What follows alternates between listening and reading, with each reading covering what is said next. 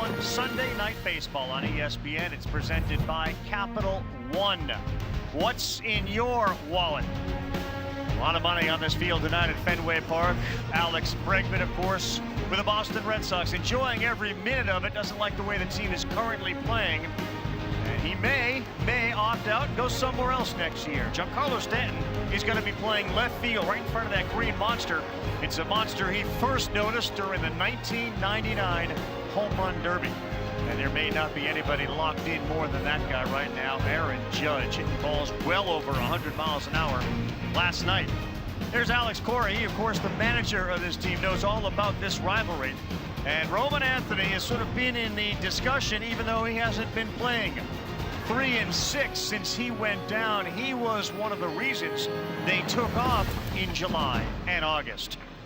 What's the story in the American League East? Toronto's on top. The Tigers and then Seattle. Blue Jays best record by 3 games. That's important. Wild card, New York 3 clear in the loss column. Houston a loser today. Seattle a winner today. Thus they are in first place. Texas loses, and the Cleveland Guardians in action as well. They take care of the White Sox 3-2. Welcome, everybody. Delighted to be here again. 75th time we've seen the Yankees and Red Sox on Sunday night, way more than any other team. Coney and Eddie, and soon Buster Olney. Let's talk about Judge last night, man. He was walked twice. He hit a couple of missiles. And he, according to Aaron Boone, is as hot and as locked in as he's been all year. What a year, too, and what a week.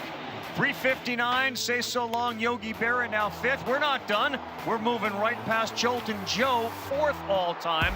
It's a little bit bigger step to get to 3-2-1, but man, he's got some time to do it, that's for sure. Yeah, he's got some time to do it, and he's going to have a tough challenge tonight, especially to keep moving on up, especially with Garrett Crochet on the mound. Who's that lefty? He's got to look for that arm side fastball. That's the pitch that's been hit. That's the pitch that he's studying up right now, because do not miss the first at bat. 19 home runs so far this season, leading all of baseball. Let's get into Garrett Crochet. This is the game designed for him. Well, it is. That's why he's brought in here. He's a big game pitcher, a power guy, and a great combination. He's leading major leagues in strikeouts, but also has a well below average walk rate as well, so he doesn't beat himself. His sweeper sinker combination, devastating. Opposing hitters are having a hard time with this guy this year. That was a big start against the Athletics. You saw he had really struggled in his previous 5, but he shoved in his last one. How about a monster matchup? Not only the Red Sox, Yankees, but in a microcosm world, Crochet and Judge. So far, advantage Crochet. We're back in 60 seconds with the first pitch of Sunday Night Baseball.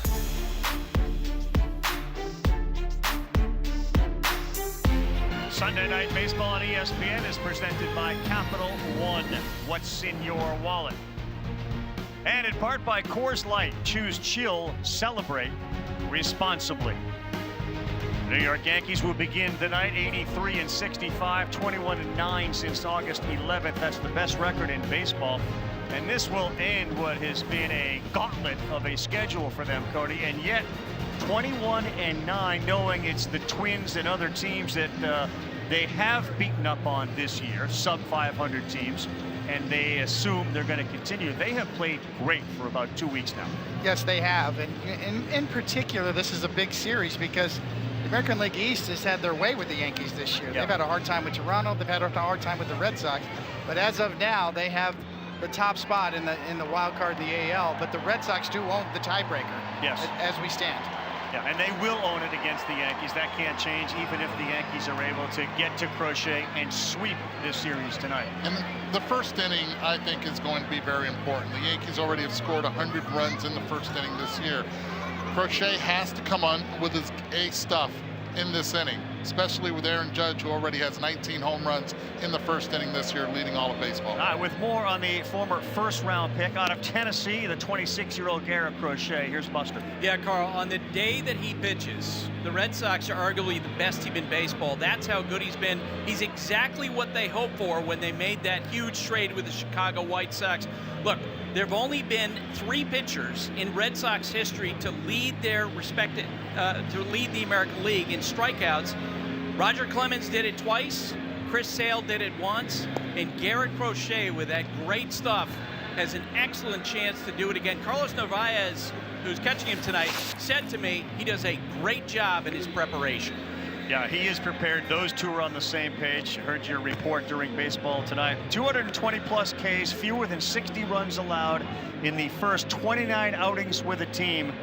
The names are legendary. Some, of course, still performing in a big way, and Crochet, Sale, and Rodon. By the way, Justin Verlander keeps mowing him down as well. Starting lineup, how about Austin Slater leading things off? Third time that he's got to start in his career with the Yankees. He has big-time protection behind him with Judge, Bellinger, and Stanton. You're talking about a lot of power right there. Amed Rosario, who is a lefty specialist, and that's the reason he was traded to the Yankees. He'll be hitting in the 5 spot as well. The Yankees have hit 251 home runs this year. They led baseball last year with 237. And to Eduardo's point, feels a little bit like the Braves in 2023. The first inning runs this season, the run differential is plus 34. And that is first as far as run differential goes. They rank second as far as runs in the first. So it's going to be Slater, Judge, and then Bellinger, who had an amazing at-bat late in the game against Chapman last night to bring in the insurance run to give him a 5-3 lead. Crochet is ready. So are we on Sunday Night Baseball. First one in there to Slater. It is 0-1, and calling balls and strikes tonight and approving of the first pitch is Ryan Wills. There are the numbers for Crochet. He's just ahead of Skubal in that strikeout rate, and he's ahead 0-2 with a cutter. It's really important first inning that Crochet establishes the inside part of the plate. If you're able to do that, that'll open up the rest of the game for him, making it difficult for the right-handed hitters. We'll set the defense for you after the pitch. That one sails high. Let's go around the infield. So Alex Bregman is at third. Story has been terrific at short. Romy Gonzalez moves from first to second tonight. Nathaniel Lowe, where the microphone is at first. 1 ball, 2 strikes. Crochet fires this ball right field towards that pesky pole where Bregman hit one off of last night, but it goes foul. Jaron Duran's in left field. Cedon Rafaela is in center, and Rob Refsnyder is in right with Carlos Narváez behind home. Buster said last time in that game against the Athletics, Crochet said to Narváez after, "I didn't shake you one time." Swing and a miss. That's that 97-mile-an-hour fastball, and out number 1. Just explosive. You can see the grip and the seams. 4-seam gas right on by, up and in. Well, here's the matchup within the matchup. Crochet, big guy out there on the mound, and Aaron Judge, who is locked in and leads just about every category in baseball offensively, the exception of Raleigh and the homers. 99. Got away with it too, because it stayed out over the plate. Narváez trying to force Crochet in. That's where they're set up this time. And the next one. Oh, nope, missed with an off-speed pitch. And Judge against Chapman last night absolutely hit a missile right over his head. Thankfully, it was high. There's no way to get out of the way when Judge squares it up. Another one right on the inside that he swung over. It's 1-2. 19 homers in the first inning this season, most in baseball history. Crochet fires it. He got him to chase. That is the start with a sweeper that Crochet and the Red Sox wanted. This may be the most effective pitch in all of Major League Baseball this year, is this Garrett Crochet sweeper. Look at the spin, the grip on the side of the ball, 83 miles an hour after topping out at 99. How do you hit that? The back and forth and the speed change, devastating. Here's Bellinger. Oh, he was stepping out when that pitch was thrown. I think that a matchup against Crochet would really give him an advantage against lefties. Bellinger is as good as there is in baseball hitting left-handed pitching. And there's an example. This one to Rafaela in center. He's there to run it down. Bellinger squared it up on a sinker, but a very efficient first inning, including 3 swings and misses from Judge. Yeah, 11 pitches for Crochet. Dominant early, establishing in, and then throwing that sweeper down and away to Aaron Judge. Making a statement inning. Crochet. Tonight, but a really good start as he punched out a couple, and now the Red Sox will come to the plate. Will Warren, who is on the mound. Here is the lineup for Boston. It absolutely has struggled with the absence of Roman Anthony, and there is absolutely no timetable on when he may come back. They should get Wilyer Abreu back. That's another missing piece within the next week or so.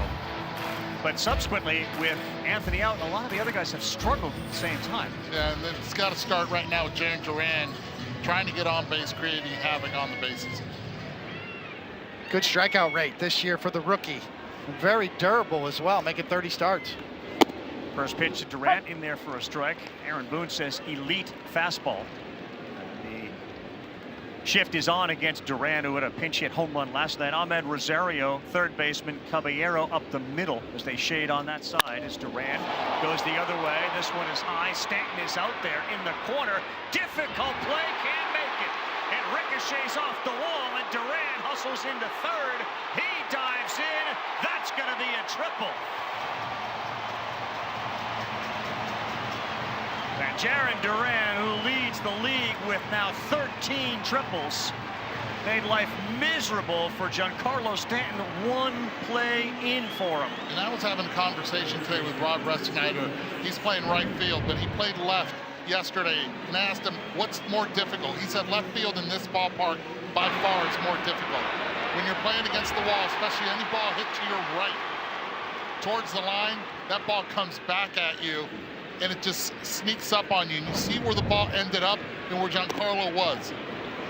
It was a vast difference right there of over 1.5 feet. Yeah, that is a brutal first chance there for Stanton, who played here a couple of nights ago.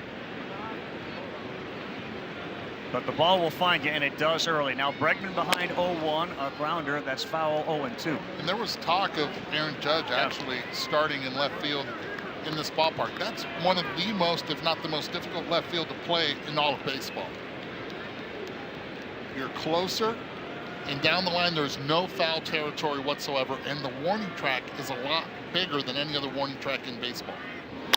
Bregman will get the run in, and he will get a single by sending one right back up the middle. Good start for the Red Sox on a Sunday night after a Duran triple. Bregman picks up RBI 59, 1-0 Boston.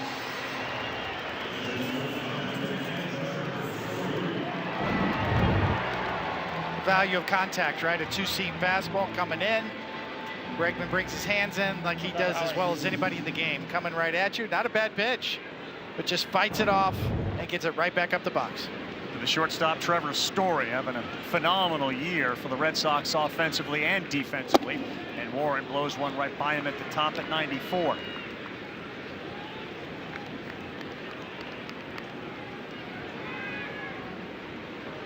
Story is in a bit of a slump himself, 0 for his last 10.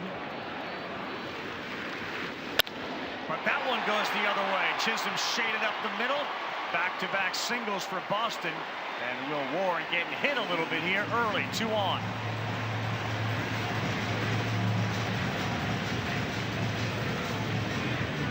Daniel, how are you tonight?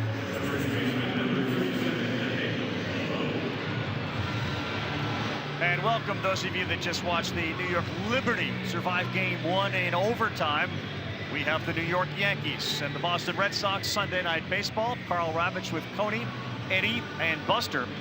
And Garrett Crochet got off to a great start. He struck out the first 2 that he faced in Austin Slater and Aaron Judge. He got Bellinger on a fly ball to center. And with the Red Sox offense, Jarren Duran, a triple off the wall in left fielder tonight for the Yankees is Giancarlo Stanton. And then back-to-back singles for Bregman, who picked up the RBI, and Trevor Story. So early on, a bumpy start for Will Warren. Now Nathaniel Lowe, cleanup hitter for Boston tonight, the first baseman. And a little blooper, and there's going to be a look for Rosario, but he can't get it. It's right into the Yankee dugout. This was Crochet against Judge, and Coney blown away by the spin on a sweeper. Yeah. Stanton, as Eduardo said, just kind of overran that as the ball always blows back towards the field, towards center field and left field here. Jaron Duran can fly. The Red Sox have been very aggressive here against Warren. 7 consecutive pitches have been swung at, now 8. Foul ball. Right on top. I'll take him off. Well, you've been ambushed before a little bit. I mean, what's this like for a rookie here at Fenway Park? Yeah, this is the lessons that you have to learn for yourself as a young pitcher. Try to stay away from a big inning if you can. And he has count leverage right here.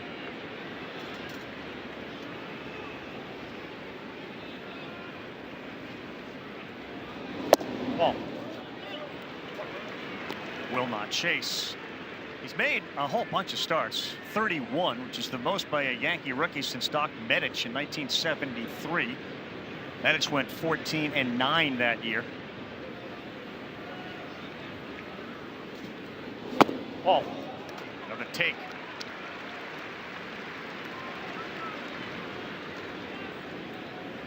He's been really good too in first innings, having struck out 40. Second only to Crochet, who added to his total of 48, now 50 in the first inning. And this one's going to see itself into shallow right. Here comes Bregman. There's no play. And a seeing eye signal for Nathaniel Lowe, and it's going the Red Sox way early, 2-0. Yeah, and this is a statement inning for the Red Sox after Crochet took care of the top order. Get that base hit right here with 2 strikes up in the zone by Lowe, and that's one of the reasons he was brought in, not only for really good defense at first base, but to provide offense from the left side that the Red Sox desperately needed, especially from that cleanup spot. Boston started this 1 for 15 with runners in scoring position in the series, and they have obviously delivered in their 2 chances tonight. You can extend that out. They were 5 for 42 in their last 4 games. Now Romy Gonzalez. Steady. And that is a swinging strike. Sometimes pitchers make good pitches and it doesn't work out. And give Lowe credit for fighting that pitch off from Warren, getting that RBI single. Gonzalez the other way. That one is going to get down. Slater's over there, and ricochets off the wall. Story is in. That's a double. And the Boston Red Sox have started tonight with 5 consecutive hits, 2 of them for extra bases. It's 3-0. How about the year that Romy Gonzalez is having? Comes into the game hitting .309 with a 13-game hitting streak. Gets a start against the righty and just goes the other way. Had to sit a couple games with a sore knee. Just driving it to right field, putting himself in scoring position while driving another in. Gonzalez is now hit in 14 straight games, the longest active streak in Major League Baseball. He's had multiple hits in 7 of his last 12. Just a bullet to right field on that one. Fastball down the middle. Romy Gonzalez drilled it. Now this would be a start where you would bring up the question, like, do they have something on them? Because there have been some there's been some rockets in here too. Yeah, 2 rockets and 2 soft contact ones. It's a little bit of a Murphy's Law inning so far, but his inability to get a swing and miss, or get the ball down. Masataka Yoshida now bats. Runners at second and third. That gets a piece of the corner, 0-1. And because Crochet's on the mound, infield has to play in. You know you're not going to score a lot off Crochet. Warren at the belt, fires again. That one misses off. It's also the ability of being able to put the ball in play with 2 strikes low, being able to do that. Bregman also as well. Odd number for Warren has been his road ERA at 5.43 and his home at 3.28. This ball is skied. Chisholm's going to look at it. Slater's going to come in. It's a tough play that nobody makes. And an extra out given to a Red Sox team that's red hot to start.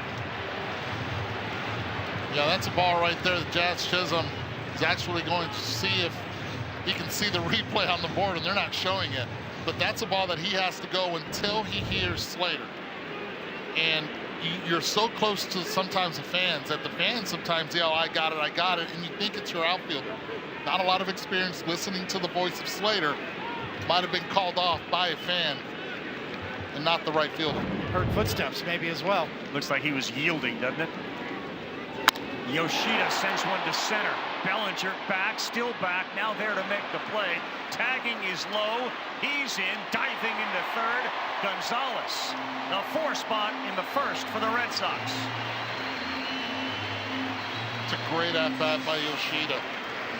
Again, with 2 strikes, the Red Sox in this inning have had really productive at-bats of being able to put the ball in play. Or not being able to put them away. Red Sox capitalizing on it. Another breaking ball that just comes over the plate. Yoshida, great plate coverage, goes out and drives it. Not only picks up the sacrifice fly, but moves the runner to third base here too with 1 out. And now stepping in, Rob Refsnyder, the right fielder, hitting 280. Hit a ball 463 feet against the Athletics. The longest home run of his career came last week. Infield stays in. Gonzalez at third. A 4 spot for Boston. They've got a triple, they've got a double, they got a couple of singles in this inning. Ball.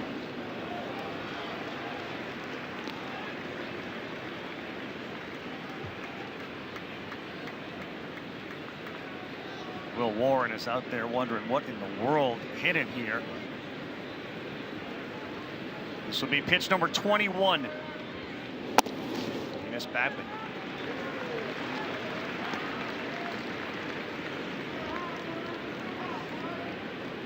The Yankees had been dominated this season by Boston and came in here and got good starts. And their starting pitching has really been a big story that gets lost a little bit in their offense and their home runs. It's Warren right there, picks up another strike. Tony, you were talking before about the lessons that a young pitcher learns. What I've heard from evaluators with other teams is they think that Warren, at times, as he's learning to pitch in the big leagues, has a hard time stopping the snowball when it's going downhill in an inning. It's a great point, Buster, especially on the road, as we saw those home and road splits for him as well. 2-2 on the way to Refsnyder from Warren. That's high, 3-2. The Yankee starters 2 earned runs or fewer 17 of their last 19 games. That led to a 13-2 mark and an ERA collectively of 2.25. And by the way, Warren 2 or fewer, 8 of his last 9 games started.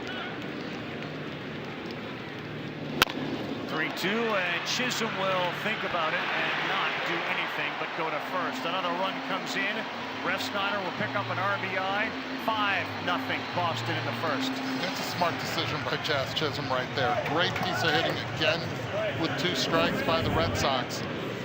But you see a lot of second basemen going home with this, and you continue just a long inning. There's no chance of being able to get Romy Gonzalez, who got a really good jump on contact. A 5 spot, a big time crooked number for Garrett Crochet, and the Red Sox will send their 8th hitter of the inning, Carlos Narváez, to the plate. Strike 1. Narváez, of course, traded from the Yankees for Elmer, Ramirez, Cruz, and some future considerations. He's had some issues with his catcher's interference, but overall, good framer. And he has shown glimpses of some real power. 13 homers, 44 runs batted in on the year.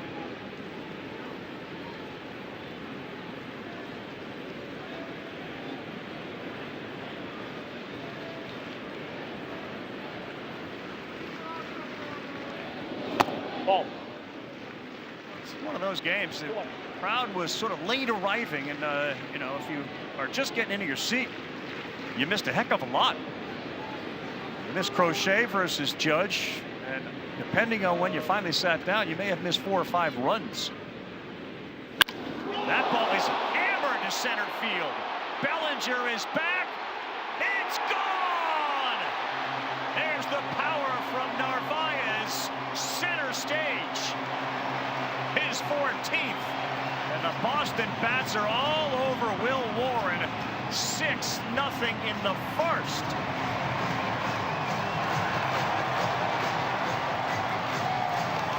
Hitters count. You see in the top left the velocity, the distance, the launch. Bottom line, the Red Sox have put it on to the New York Yankees. And Warren up 6 in the first. They've got a cycle in the first inning with the singles, the double, the triple, and now the homer. And here's one right at Chisholm, and Warren is screaming at himself as he comes off the mound in frustration. Well, Boston took out some of its frustration from the first 2 games as the Yankees pitched him into oblivion. Well, he just hit one there. Center field, first row off the top of the monster. All Boston early on a Sunday night.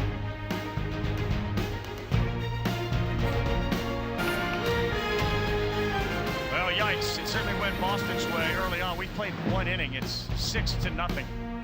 It's amazing how quickly this time of the year the momentum can shift, the peaks and the valleys. And let's be honest, going into that clubhouse today and talking with Cora, they were down in a valley a little bit. Now you can see they're, at least after an inning, starting to climb out. There's a lot of baseball left, and with the offense that the New York Yankees have, I know it's a steep hill, especially with Crochet on the mound, and the Red Sox know it. So here's Stanton. He will lead things off after a 1-2-3 inning from Crochet. His first pitch poured in there for a strike to get ahead of Giancarlo. You wonder, you know, the Yankees thought about having Judge in left field. Is there some level of, boy, that was a bad break for G, but imagine if Judge had to go do that on the first play and chase a ball down in the corner.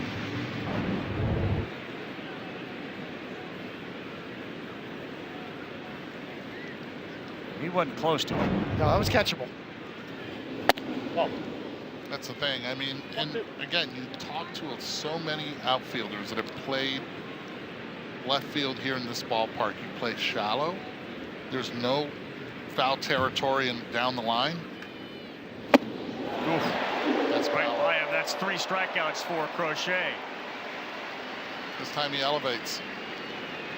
Giancarlo Stanton, notorious low ball hitter, and Garrett Crochet. Watch where this pitch ends up. Right under the barrel, right over the barrel. You give this guy a 6-run lead, he's going to just get more and more aggressive. Throwing strikes. Some zone with a little K-zone there to get you started here on a Sunday night baseball. Second to last Sunday night game of the season. Astros and Mariners next week. Seattle now in first in the West. They won today. Houston lost. That's in there for a strike with a little wrinkle to it. A cutter at 92.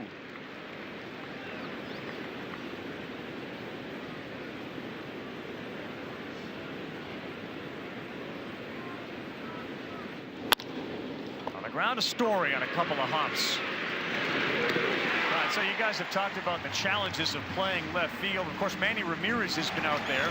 And let's go back to July of 2004 when Johnny Damon went out and he threw it. And look at Manny with the great cutoff. 11 feet away from Johnny Damon. A diving cutoff. I don't know how you help but chuckle at that. Look, Manny being Manny was some of the great imagery, and that we talked about that this week because of maybe Judge playing left field or Stanton and the shorter throw to the cutoff man. That was extreme. That was unique. You're saying they didn't work on that play in spring training? Manny may have. You never know. It's a heck of a play by Manny. It was a great diving catch. That play. Remember that. So 2 down. Here's Paul Goldschmidt. Great numbers against lefties. That's a piece in the corner with a sweeper. I wonder how the new statistical measures would graded that one with the outs above average. Put Petriello on it. The best jump Manny ever got. Well, there was this big story, of course, the Mets who finally got a win today with an Alonso walk-off, but DeGrom was pitching for the Rangers, and the team got him more runs than Jacob ever got, you know, with the Mets. I think it was a similar spot with 6 runs. And here's Crochet pitching with a 6-run lead. What's that like? I mean, that's a gift, right? Well, yeah, it is a gift. When you have a power arsenal like Garrett Crochet does, you just get more aggressive. It allows you to get more at the plate, challenge more hitters. Ball 4. He ends up walking Goldschmidt. That is not something you've seen from Garrett Crochet in a long time. I mean, he had gone 21 straight without allowing a walk. And this is where Paul Goldschmidt's so good against left-handed pitchers. In 362 against them, doesn't strike out much. Pretty even when it comes to the walk strikeouts. Almost 100 batters faced his first walk. So it was 94 coming in. That was the 100th batter that he faced, and the first time in over 100 that he issues a walk. Up 6-0. Strike one at Chisholm.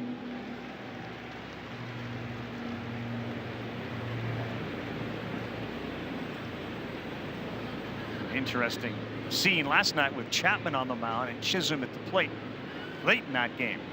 Shift against him with Bregman in on the grass. That ball is lifted for foul. What'd you make of that? You were here, watched that game. Jazz, of course, earlier in the game hit a homer, and then Chapman threw one way in, purpose pitch, and then Chapman just walked to the plate waiting for, I don't know, some altercation. Yeah, rarely do you see a pitcher throw a brushback pitch and walk right at the hitter without it having meaning. Ooh, nasty pitch. He's gone. Chisholm was near his feet. He's made a few of them look bad tonight, and that was that sweeper again. This is just flat out wicked. He's got 4 strikeouts, and we'll be right back. Stream every Art of Market MLB game, now available at new low price. It's $29.99, folks. $29.99. Stream every Art of Market MLB game. Blackout, other restrictions will apply. Go to MLB.tv for the details. Well, the triples guy is up, and he pops one up. We're going to get a look at it from Ben Rice, and he will see it hit the screen. So he is very, very fast, and Duran, his most triples in his first 500 games. I'm not sure that people would think Jim Ed Rice would be second on the list. Jim Ed hit him over the wall or off the wall, but 30 triples in his first 500 games. It's Jim Ed who is second on that list behind Duran. A little bleeder here that's going to be caught by the shortstop. Caballero, would you have thought, like, all right, Coney, give me the guy that's got the second most triples in his first 500 games. Where would Jim Ed fall on? Yeah, that would be a big surprise. Although he could rifle some out in the triangle here in the 420, and Jim Rice was a good athlete. When he first came in, he could run as well. Great athlete. 1975, a lot of Red Sox fans are wondering what would have been if he wouldn't have gotten hurt. That's right. That's the first thing you think about with Jim Rice, right? It's a check swing, breaking the bat. Enormous strength, right? The strength, the amount of double plays as well. The forearms. You ever see him hit a golf ball? Woo! Bregman swinging a miss. I'll tell you this, I grew up in clubhouses, and my dad played for the Red Sox for 3 years. And Jim Rice, after every game, would get a bottle of alcohol, rubbing alcohol, and would rub it all over his body. I was like, what are you doing? But that was Jim Rice. He and Fred Lynn were the story in that 75 season. At the Museum of Science here, and our buddy Peter Gammons, we saw him at the ballpark yesterday doing an exhibition on that 1975 team over at the Museum of Science here in Boston. That was quite a year. In fact, the curse really wasn't talked about back in 75. That came later. You know, after 86, he started to really heighten the talk of the curse. And 75 was remembered for those youngsters and those veterans and Louis Tiant. And of course, the World Series. Like, as great a World Series as you can remember. Bregman right back got him, but Chisholm is there, and Will Warren Happy to be out of the way of that. There's 2 down. Bregman hitting the ball a little bit better here recently. A good sign for the Red Sox, but Warren gets the out, and it's the second one of the inning.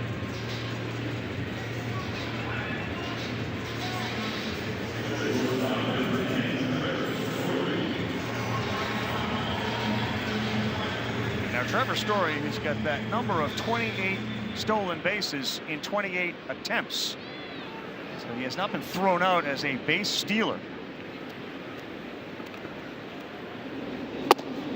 He looks at strike 1. He's the 5th player to successfully steal that many in their first 28 attempts. Trey Turner did it in 23, and some good names on this list.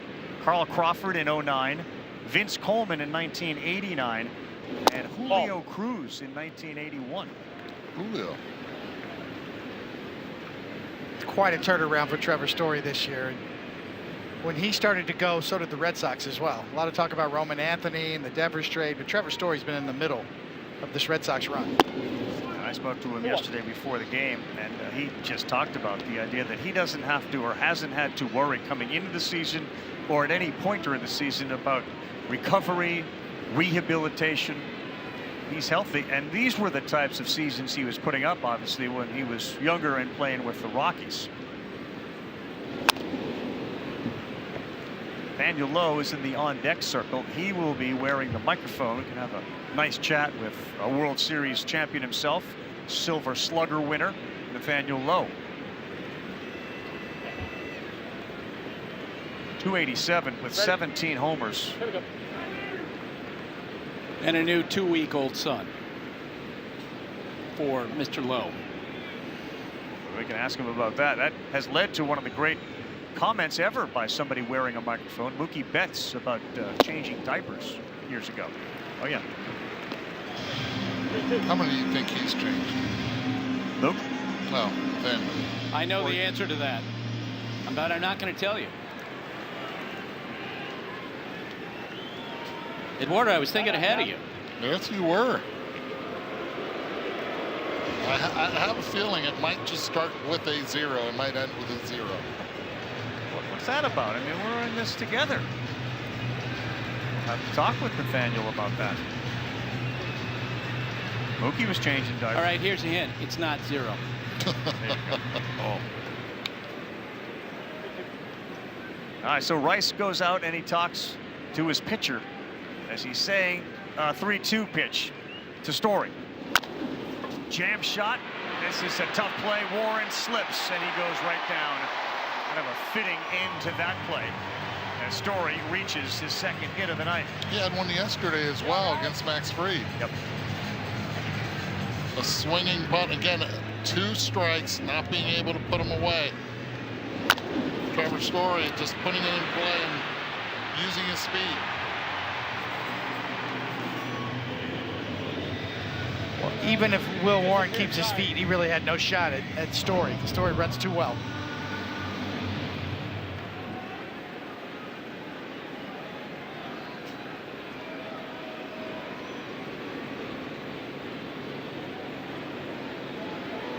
Lowe had a seeing eye single, part of that Red Sox start in which the first 5 all reached via a hit, including a triple from Duran and a double from Romy Gonzalez.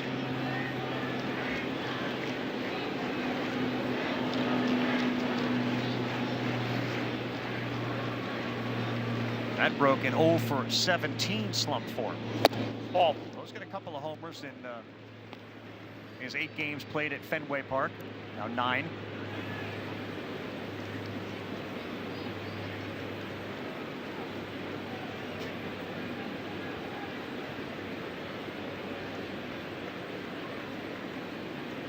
Story's got a big lead. He got back. Boy, they had him dead to rights. He couldn't believe it. No. 2-1.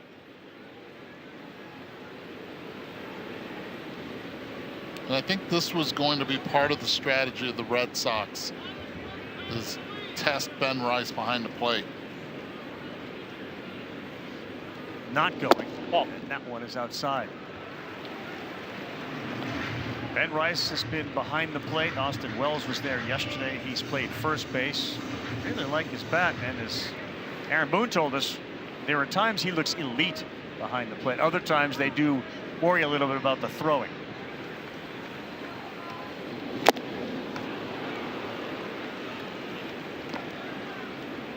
Bryce told me a great story. So he went to a school here. He grew up in Cohasset, Mass. Went to Nobles, which is a prep school. He played hockey for 4 years and baseball for 3. So as a freshman, he got cut. He didn't make the baseball team. He was a forward on the ice. It's a good hockey school. And then he ended up playing a little defense. 3-2, they want it inside. Stories off that is ball 4 from Warren.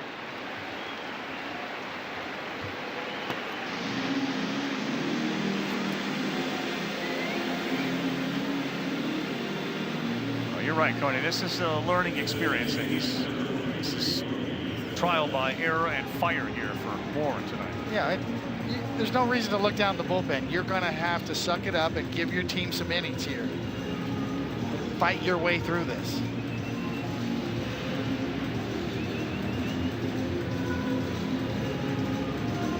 Coney, how do you do that as a young pitcher? Well, you really need to concentrate on one pitch at a time. Just really simplify things. Hey! No, Buster, just right back to the basics. Strike one like that. Get your fastball in good spots. It's going right back to when you first started pitching. Well-located fastballs. Let's start right there. This is Romy Gonzalez, 0-1. Gets a piece of the corner, down and away, 0-2. Mentioned Doc Medich with a 31-game start as a rookie. But Fritz Peterson in 66. Will Warren now with 31. Doesn't happen very often, especially for an established team like the Yankees. As Gonzalez reaches out, touches it, Slater dives and makes the great catch. That's a helper for Warren and the Yankees. Austin Slater, a rare start in right with a diving catch and a web gem on a Sunday night.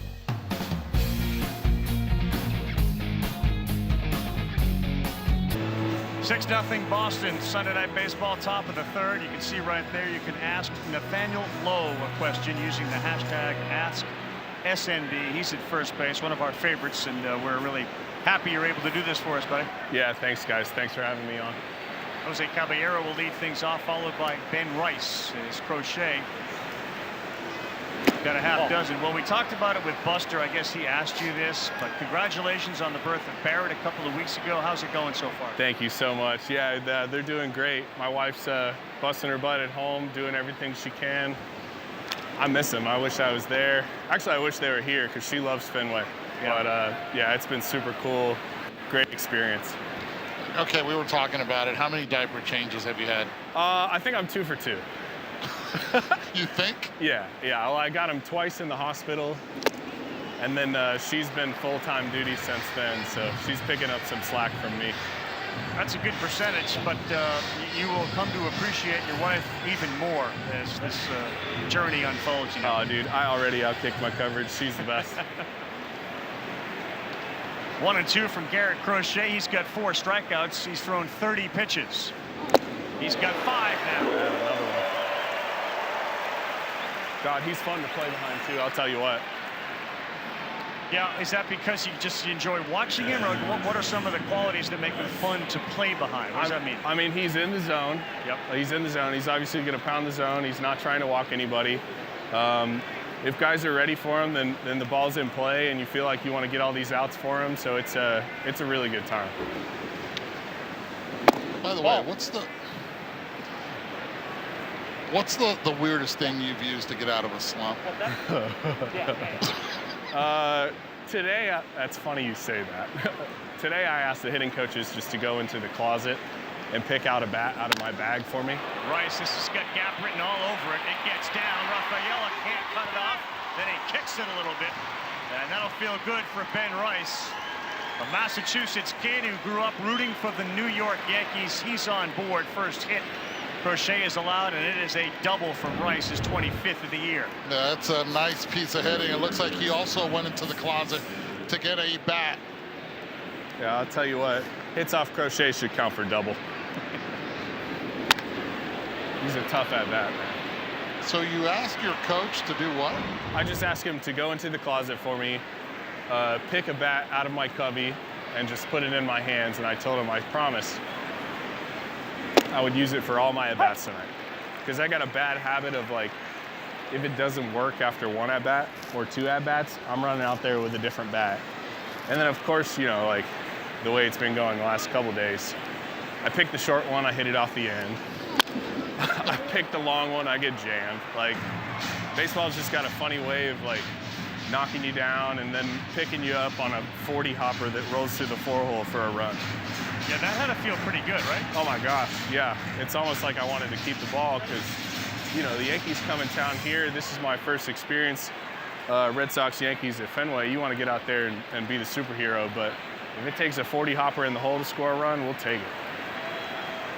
0-2 to Slater as Crochet sits on 5 strikeouts. He stays alive. You know, it's interesting, too. Alex Bregman told me before the game, I said, so what are you noticing? You've been through all of these wars before. He said similar to what you did. Like, we got too many guys maybe trying to be heroes, simplify things. Could you appreciate what he was saying? Yeah, it's true. You know, it's true. Sometimes, like, the big homer and trying to do that is too much. Oh, come on. The big homer's too much, you know? Little things, just hitting the ball hard, getting down the line hard. Like, it plays in high school, it plays in amateur ball, and it plays all the way up here, too, you know? Because other teams can feel pressure.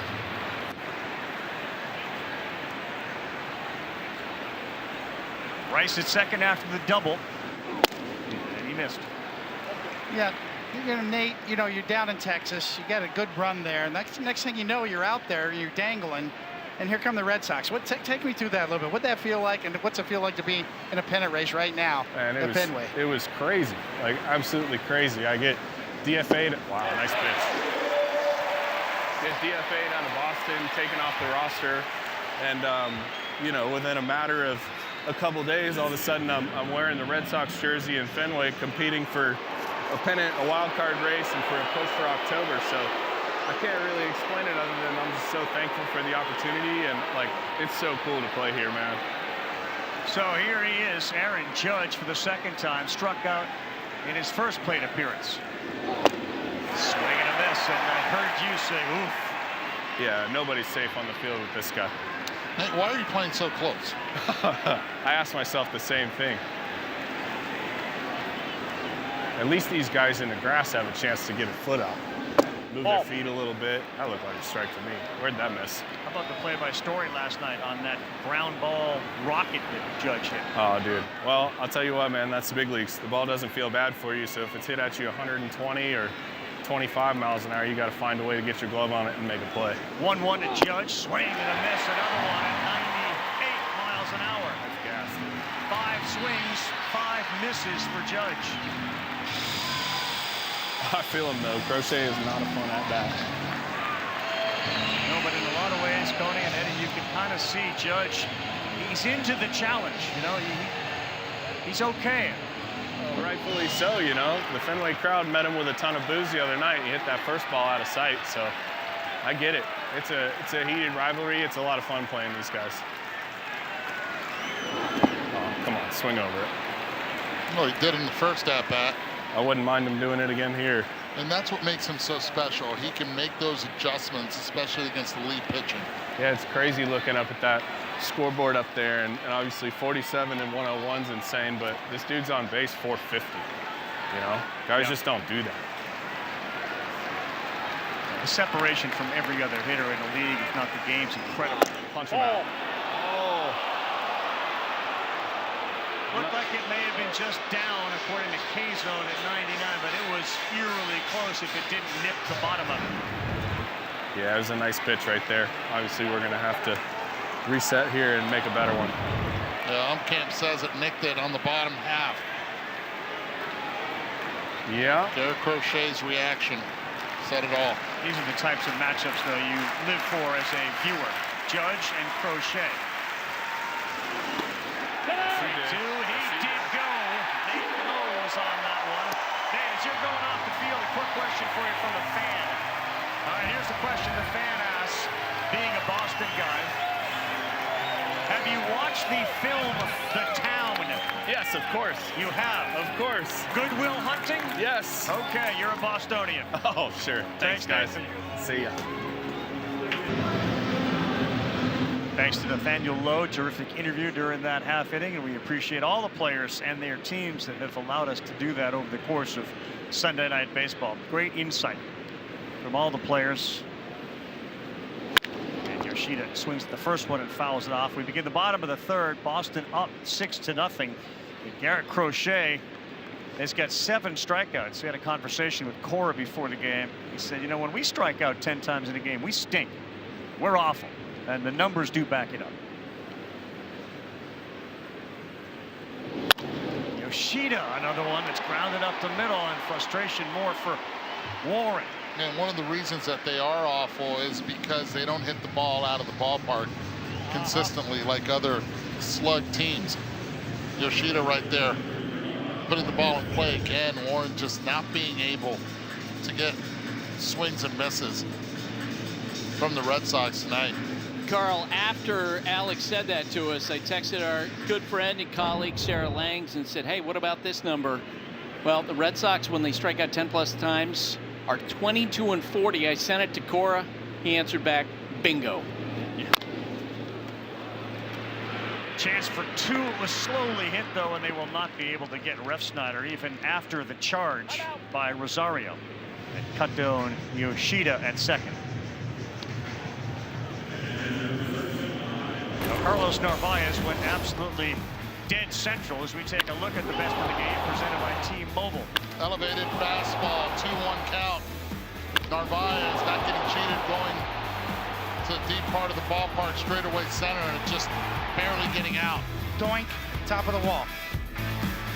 And the wall he hit. The Red Sox celebration all year. Got to be warm in there. Maybe a little stinky. But it feels good to put it on. Ball.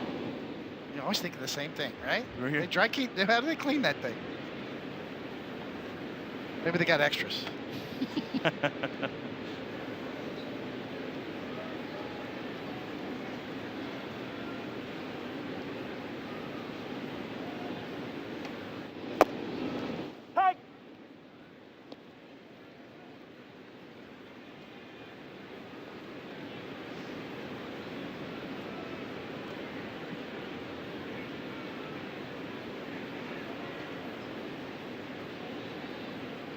Plenty of room as Goldschmidt tries to keep the runner at first on. That one is headed again down that right field line and out of play.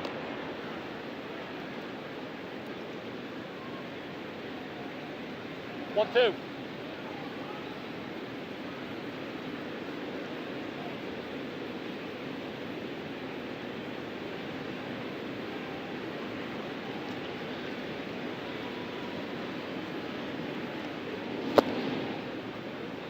Time out. When you talk about lessons for a young pitcher, you know, when I was a young pitcher, I watched Dennis Martinez, El Presidente, give up 5 runs in the first inning. And he was still out there in the 8th, and there was 5 runs still on the board. You know, he just kept fighting and battling. Sometimes you learn as a young pitcher by watching that, and sometimes you have to do it yourself. Yeah, you gave up 6 in the first. Well, the other day it was Jesus Luzardo who gave up 4 in the first inning and then ended up throwing 8 brilliant innings. Sometimes you can learn more from outings like this than if you're dealing and everything's working for you. That one was high and tight to Narváez, so Warren will go to the rosin bag and step back on the bump with 1 down here in the bottom of the third. Still one of the best calls of a perfect game ever, right? El Presidente, Oh, yes. El Perfecto. Sure was. This one is to right. Should be playable for Slater and a lot easier than his last one. He's there in fair territory. Narváez retired. There are some people for whom good enough is never good enough. They ruffle feathers, push boundaries. They are high performers, and high performers choose Sage, high performance finance software. Two down, Cedar Rafaela, the 9-hole hitter, against Warren. And he hits one to right. Slater's been busy out there, and he makes this play very easily. Third of the way through, Warren has settled in after giving up a half dozen. We go to the fourth, 6-0. Something your teammates have embraced? Yeah, it's cool. I think it's funny. My teammates don't call me that, but I do think it's funny to hear. I get it a lot, here in the parking lot and at opposing stadiums, and it's all good fun. Well, McFilthy, of course, was taken already, so Pig works well. Johnny Most, of course, with the Rick Mahorn, Jeff Ruland back in the day. McFilthy, nasty. Yeah, the Beast. I think his teammates call him the Beast. Yeah. Well, he has been nasty and filthy tonight. He's got 7 strikeouts. We begin the fourth with Bellinger, followed by Stanton.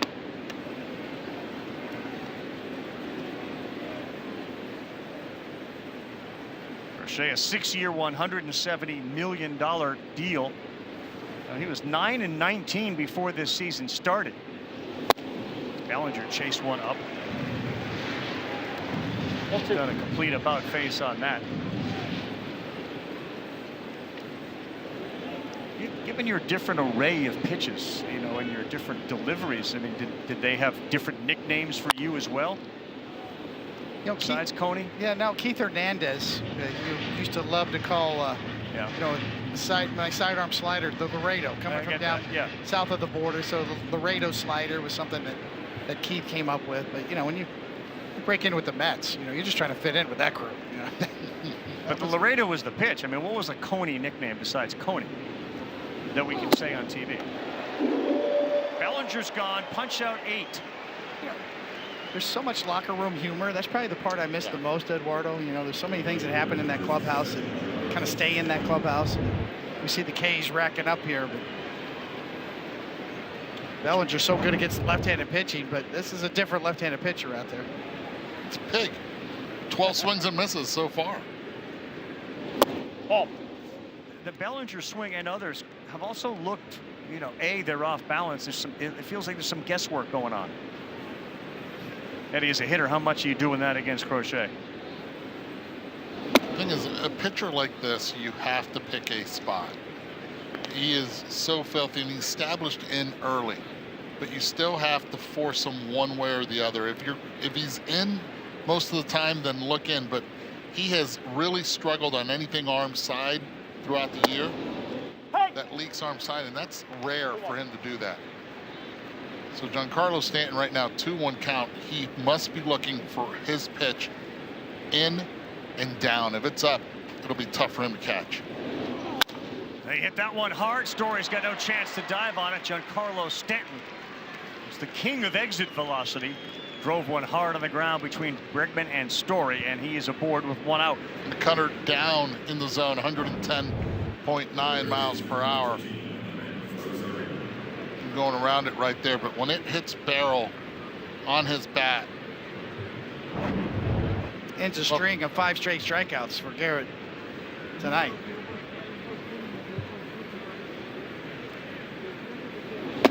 Inside to Rosario. Eduardo mentioned the exit velocity, 110 miles an hour. The reason those things get bantied about is because on average a ball hit 110 miles an hour or more. The batting average on those is 749. Like, you don't get out when you hit a ball that hard generally. It's not everything, but it's kind of the objective, right, Eduardo? When pitchers are trying to induce soft contact to keep you from getting the ball hit hard, and just the opposite for hitters. Hit it as hard as you can. It's why you go to a baseball savant page or any other advanced metrics page. Those things are highlighted. Exit velocity, barrel rate, barrel percentage by both pitcher and hitter. It does tell a story. The hitters are trying to get that ball in the air more and more every time. This year, least amount of double plays we've seen in Major League Baseball in a long time. Fewer balls hit on the ground? Fewer balls hit on the ground, and also teams don't really play their defense for a double play like we used to see it before. They play more to where the ball's going to be hit, sacrificing the 2. 2-2 to Rosario. That ball lifted left field, fairly deep, going back, playing it off the wall. That one is over the wall, and it is a home run for Amed Rosario. The umpires are all spinning their fingers. That one got over that yellow line and came back into play. A 2-run shot for Rosario as he gets to Crochet, and the Yankees have some life. This is the part of the lineup that you cannot sleep on, especially against left-handed pitching. And one of the big reasons why they got Amed Rosario was for the left-handed pitchers. Pitch out over the plate against, with the cutter, against getting hit out front. Get the home run. Now you cut the deficit down to 4. Goldschmidt swing and a miss. Strike 1.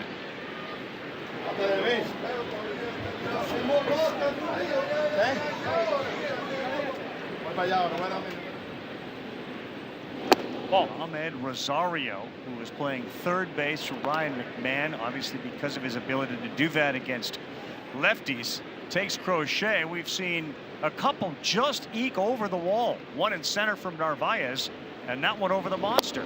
Yeah, I said a cutter. It was a sweeper at 83 miles per hour. But this is what this part of the lineup does. You get Goldschmidt also hitting in the 360s against left-handed pitching. Stays out in front, gets it. When he hit it, he thought it was out, but wasn't sure it was going to be high enough over the wall.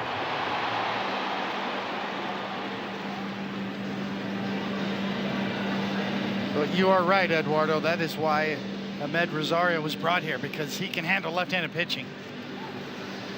And a very rare home run on a sweeper from Garrett. He's been such an effective pitch for him this year. One of the best in the major leagues. Rosario just took him out of here on that.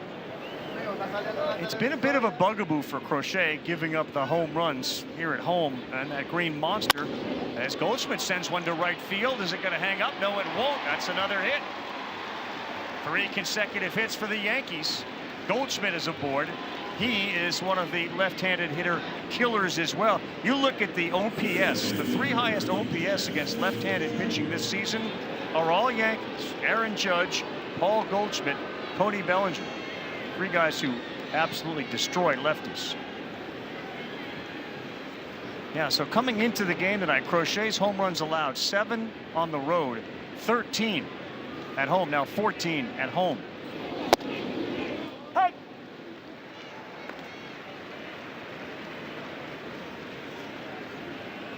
He is working hard this inning. This will be the 20th pitch. It'll come to Chisholm.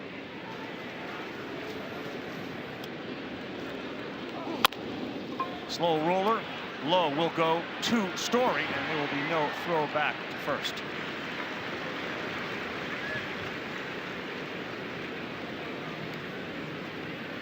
Amed Rosario, the first time, 2 pitches before, gets a cutter, sees it really well, and you can see the happy feet at the plate. Next time gets the sweeper. Make sure this time hits it over the fence, getting a good look at it. 3rd home run Garrett Crochet's given up this year off that sweeper. Happy feet, huh? Nice. So what does the happy feet tell you? Like he recognized it? What do you glean from happy feet? For me, it's when a hitter feels comfortable at the plate. You see that there's confidence behind it. Like shuttle, like Soto shuffle, right? The Soto shuffle we used to see. Whoa, Crochet goes down awkwardly on the mound. Ended up throwing the pitch, but moving to second base. Let's check on Garrett Crochet. Alex Cora has taken a few steps out. You all right? Crochet hasn't yet waved him off. Crochet's And Friday night, Hill on the mound also. They were working on that mound. There's a lot of dew. We saw the slip earlier by Warren, but this one was, he threw it after the fact when he landed. It's the back foot that slipped off the rubber. And he just tried to save it and throw it to save the balk. See, the back foot slipped right off the rubber. Once that happens, you're on ice skates. So the ball was called a ball, rightfully so. He did not get a balk, but down to second base goes Chisholm into scoring position. That's a strike there to Caballero. He's actually produced offensively these last 15 games, hitting over 300 with 4 doubles and a couple of homers. Good job there by Narváez behind the plate. Otherwise, Chisholm's at third base.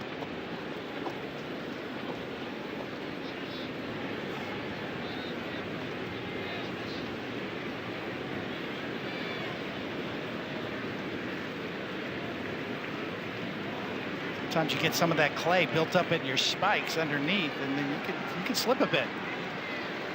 25th pitch of the inning from Crochet on the way. Swing and a miss, a high cheese ball, and that is strikeout number 9 for Garrett Crochet, who appears to be okay after the wipeout on the bump. Top of the order coming up for the Red Sox. Yankees strike for 2. It's a 4-run game.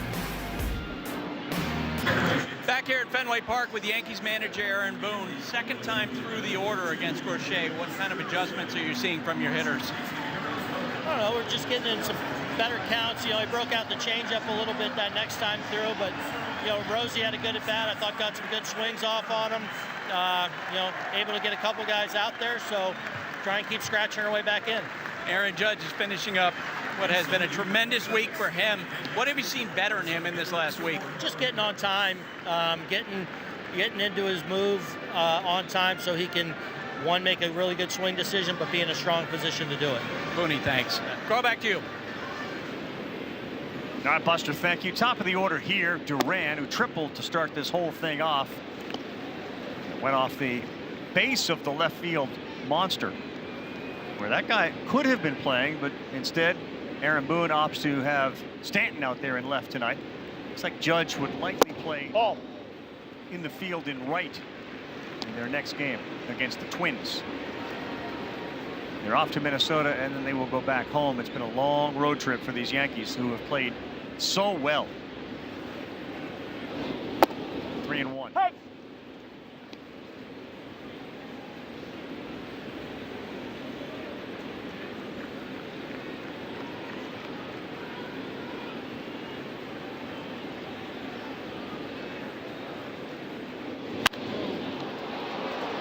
Battling back from 3-0, he gets this pop-up to Rice, who makes the play.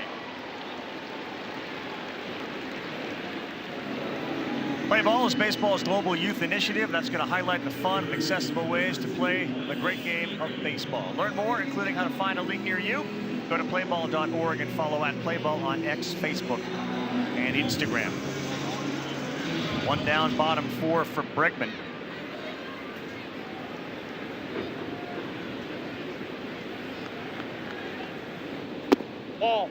Jeff Passan, who sort of broke the news, if you will, that Bregman would likely be opting out of his 3-year, $120 million contract. He's got 2 years and $80 million left on it.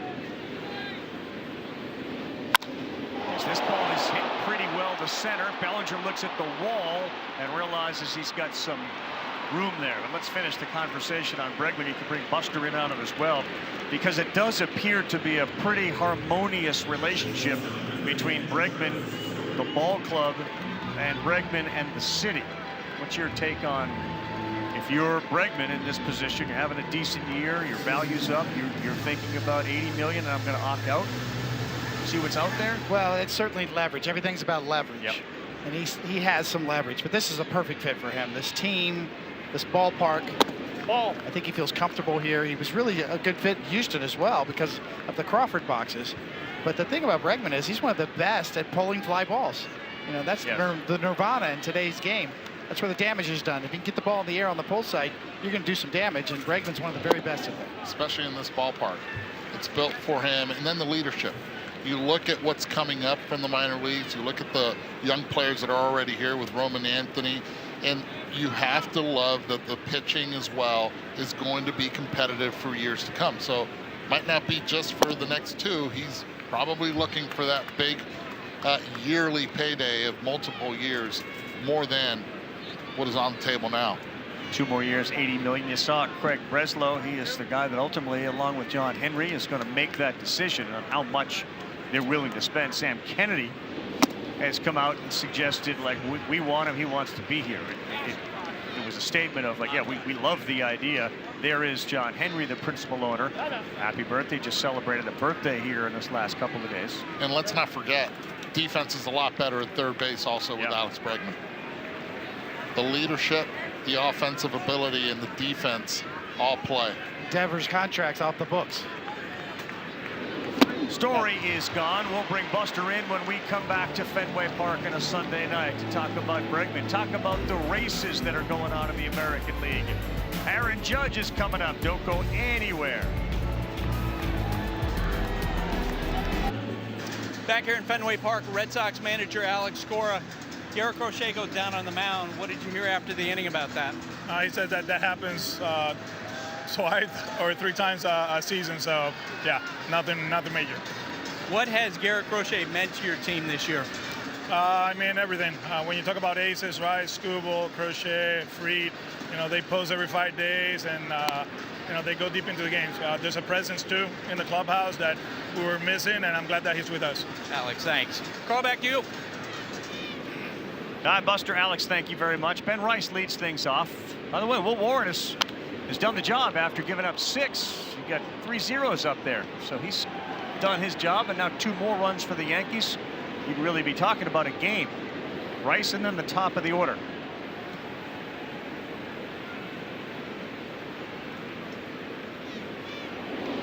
Ball. Misses inside. Of course, Ben Rice famously talked about a field trip he was on.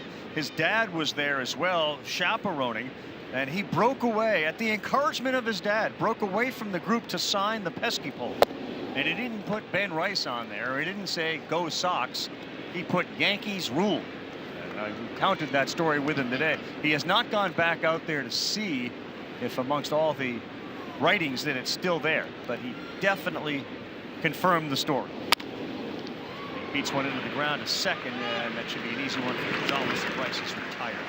Hi, Buster. So he just talked about Alex Cora having Crochet. He's got it for a long time. What are you hearing about Bregman and his thinking? Yeah, I think that, look, the Red Sox would love to bring him back. But as we saw last winter, there's a lot of interest around him in the league. The Detroit Tigers offered $171.5 million. The Chicago Cubs offered $120 million. You assume coming off what has been a good season for Bregman, yes, injuries, but coming off the good season, he's going to have a number of bidders, and he will again have some choices. And he's had a good experience here. We'll see how much of a factor that plays in when he makes his decision. What are some of the intangibles that Bregman brings regarding like value of a contract? Because A, you want somebody that's going to be on the field, that's going to produce, but you hear a lot about his leadership and calling pitchers, in the middle of the night or late night, discussing things. He wears pitch comm.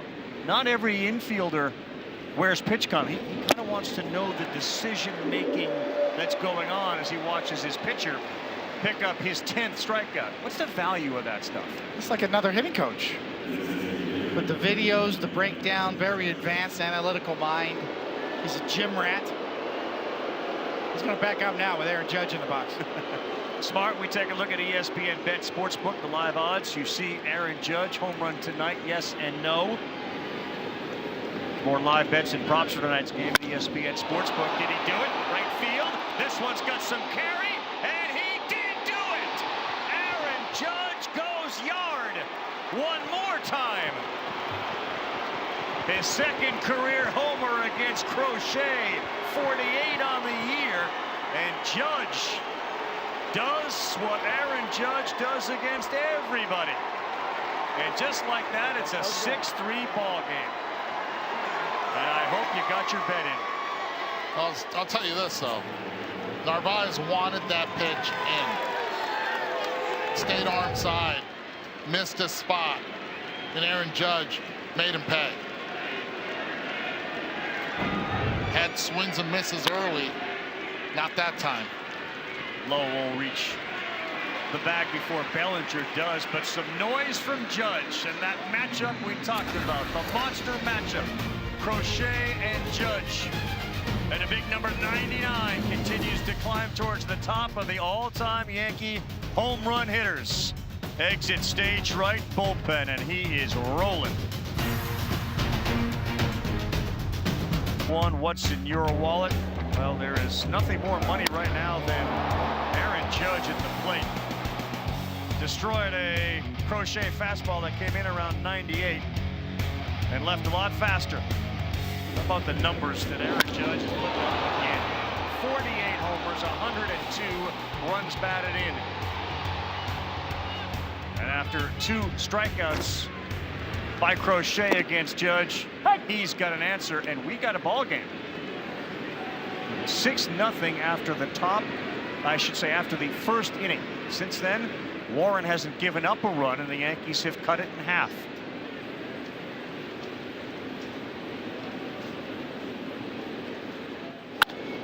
Carl, we were talking about how the Red Sox have such a horrid record when they strike out 10+ times.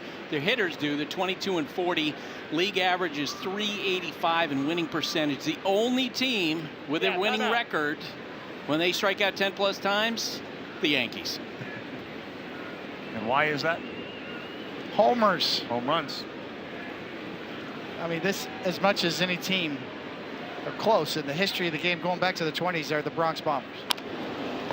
Warren gets an easy ground ball, and Lowe is out. And this is a huge inning for Warren to try to put another goose egg up to get the right-handed sluggers up that are due. Stanton, Rosario, Goldschmidt in the next inning, top half of the 6th. Well, let's go with that home run thing. So the last 50 years, 5 teams led baseball in homers and then won the World Series. The 76 Reds, the 83 Orioles, the 84 Tigers, the Yankees of '09, their last title, and the Dodgers of 2020. So it doesn't always translate to championships, but 5 times it has. And that's going to be a single up the middle off the bat of Romy Gonzalez.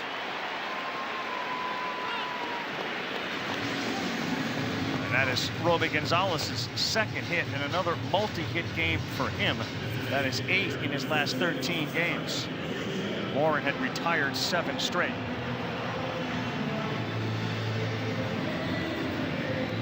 With all the injuries that the Red Sox have sustained, Romy Gonzalez has been a blessing for Alex Cora. Yoshida, right field. Slater is not going to get it. He'll try to use the deke to convince Gonzalez there was a chance, but no, it's 1st and 2nd, and Yoshida now 2 hits tonight. I would assume, Cody, now that you got yourselves a 3-run deficit, not 6, the Yankees will be more inclined to activate a bullpen. Exactly right. You can see a little scurrying in the Yankee bullpen just in case the phone rings. Different ball game now than 6-0 after 1.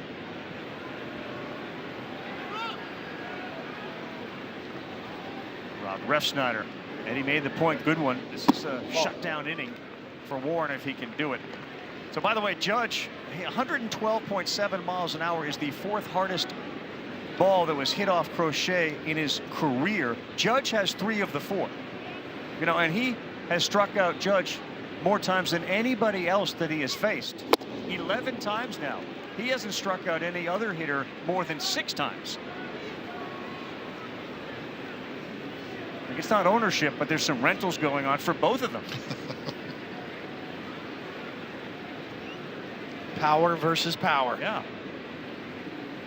Warren, love a ground ball here in a double play. He'll take a swing and a miss on that one from Refsnyder. So no long-term rentals either. No, they're short. They're very short.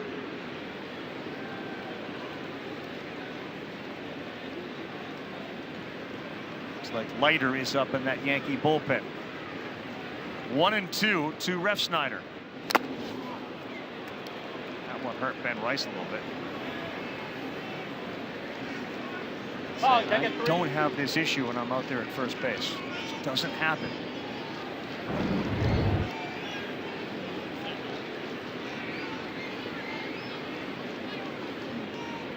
That's what happens when you have that knee on the ground. See a lot of that.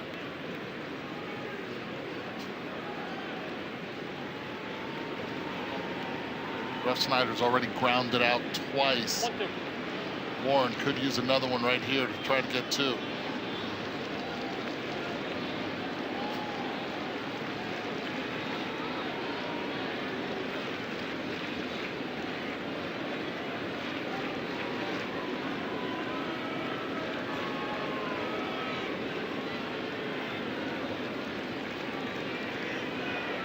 Bellinger, a terrific arm in center field.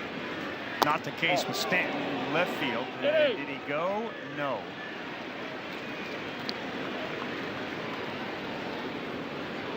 Cody Bellinger's been so valuable in the ability to play every position. And there's the argument you could make he's the best first baseman they have, or that's his best defensive position. 2-2. Back up this way. Red Sox looking for a little magic like they did in the first inning with 2 strikes. Put the ball in play, create something.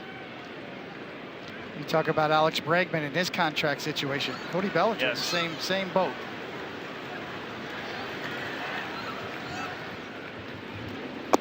That's a perfect pitch. Refsnyder called himself out on it. A great sweeper in there for strike 3 and a second out.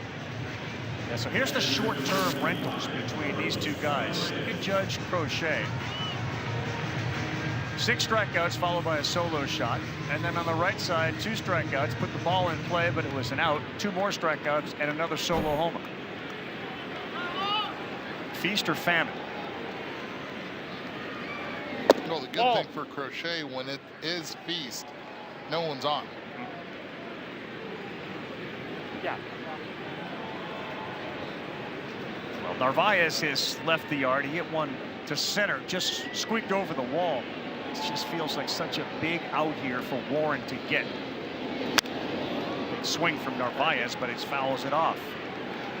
Well, these two guys know each other very well. Narváez through the Yankees minor league system, and Warren as well. He's definitely seen Warren a lot coming up through the system.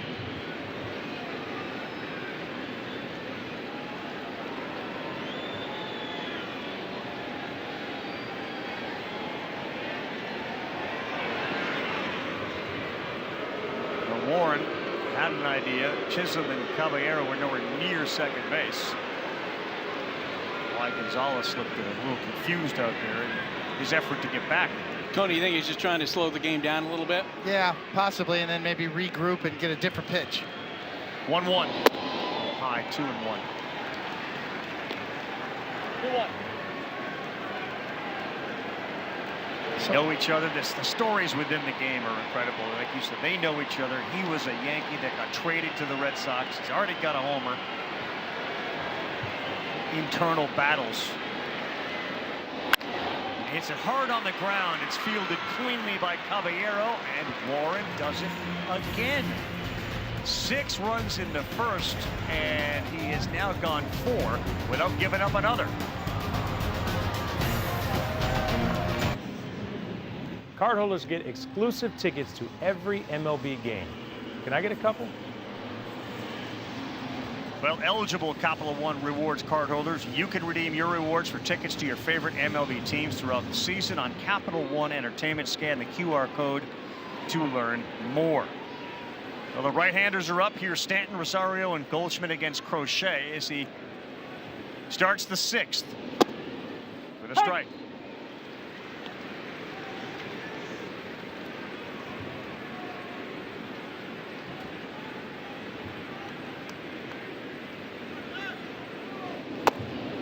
Interesting, before the game, talking with Stanton about playing left field, he recounted that 99 home run derby, McGuire. There was the screen above left. There were no seats, but that's when it struck him that, boy, I would love to one day maybe get a chance to play not only at Fenway but in front of that monster.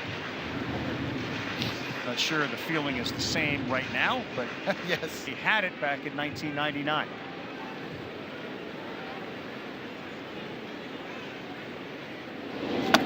Wow.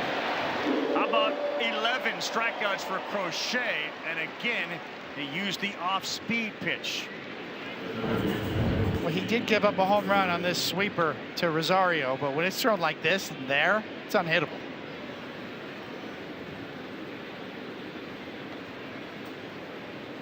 Let's see what happens in this battle again. Rosario with that home run just over the monster.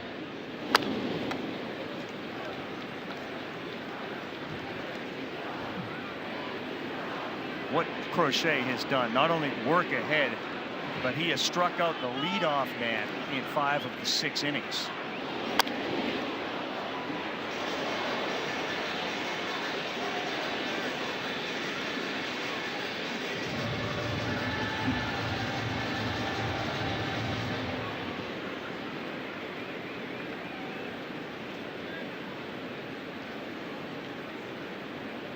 Crochet's 0-2.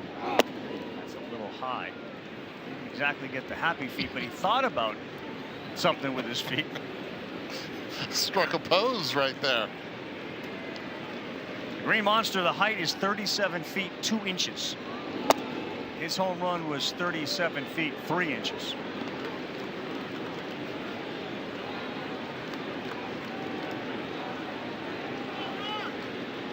See if he cuts this now. Not many can speak to that success. 6 for 8 in his career against it. He hangs tough on a 4-seam fastball at 98.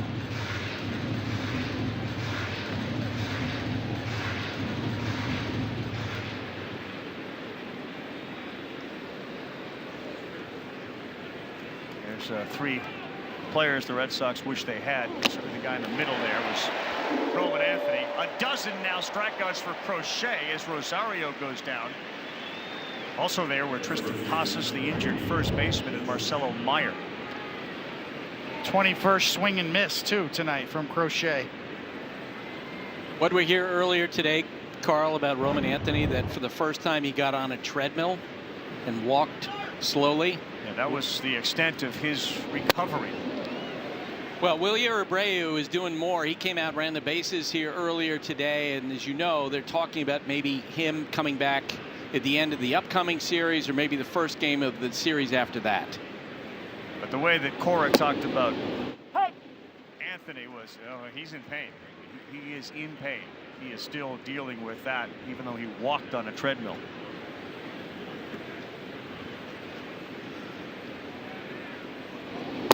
What struck me when I asked Bregman about Anthony, like the impact that he had, he said he's like a young Yordan Alvarez. I mean, the accolades and the compliments that are being thrown at Roman Anthony and the impact and importance that he had to this team so quickly. Yeah, Carl, in his last 35 games, Roman Anthony hit .326 with an on-base percentage over 400, and they went 22-13.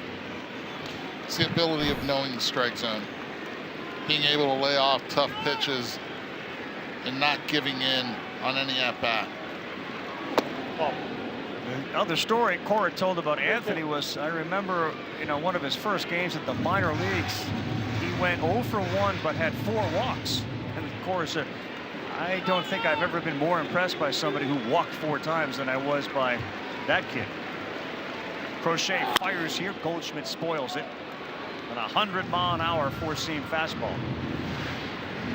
You hear managers, and we heard Aaron Boone talk about this earlier, about using the term swing decisions. Getting yourself on time, getting your hands ready to swing, but then make that proper swing decision. Roman Anthony has a gift on swing decisions. Well, we had 100 mile per hour, this one 98, and we're hearing the grunts from Crochet. 12 Ks ties a season high. And this will be the 8th pitch of the at-bat. Goldschmidt hangs in there, and this is why he's one of the best in the game against lefties. Tony, you think this is the finish line here for Crochet? I think, yeah, absolutely. Coming up on 100 pitches.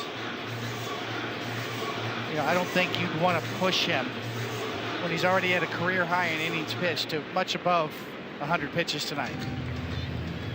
Interesting conversation here, because I was about to say, if you throw another fastball to Goldie, he might deposit it over the fence, over the wall. You have to be careful with this pitch. Crochet, I think, still wants to challenge with the heater. That was Steven Matz down there on the ground starting to get loose. He warmed up yesterday as well. Interesting, you pull the curtain back. Pre-game, the media is in the Red Sox clubhouse, and there's no other players but Garrett Crochet sitting on a couch in the middle of everybody, minding his own business. On a night he faces the Yankees. Up the middle, fielded, Gonzalez, got him. Romy Gonzalez ranging to his right. And he takes a hit away from Goldschmidt and gets Crochet through the sixth. Up with the sinker, 98 miles per hour down, defense making it work. It's Romy Gonzalez not only doing it with the bat, but with the glove as well. Nothing could stop me from believing.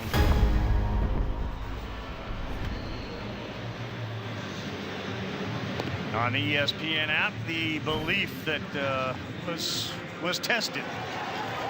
Garrett Crochet comes off the mound, and they're starting to believe again here in Boston with the way the young players have shown up and the signing of somebody like Crochet to a long-term deal. And one of the things that many of the competitive teams did at the deadline was bolster their bullpens. The Yankees, the Mets did it. Well, this is one of the additions. Camilo Doval pitches, and he throws a hard fastball at 96 to start. But he has struggled, no question. A 3.09 ERA with the Giants, and in 63 games, you can see it's gone up. He has really struggled with the Yankees. You get to see him more than most, Coney. What's been the issues? Well, you see that walk rate, 13%. So, to me, it all starts there. It's about getting ahead, getting count leverage, and then putting hitters away. And he's had trouble getting ahead, and then when he has gotten ahead, he's had trouble putting hitters away. It's a new team, learning his tendencies, figuring out what his best pitches are. New environment, yep. Well, he's dealing with a guy here that could get his frame of mind right, because Rafaela has shown, certainly recently too, the tendency to chase. Well, he chased that second pitch that was just a non-competitive pitch.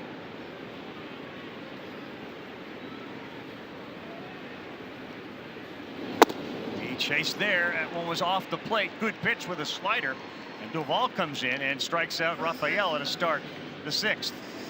Yeah, that was nasty right there. This is the key right here. This is the pitch has been missing. It's the finish pitch for him. And that's well executed right there. A lot of people have talked about his routine warming up, that he's used to pitching later in the games, was a closer, had an extensive routine in his warm-up routine, and now you got to be ready quicker. You might be in the 6th inning, 7th inning. So adapting to sort of your routine, how you warm up, how long does it take you to get ready, what do you need to do? Well, given the way they pitched last night, and Cruz came in and gave up that solo homer to Duran, as Jaron Fowles went off there, but the names, and last night was a great example.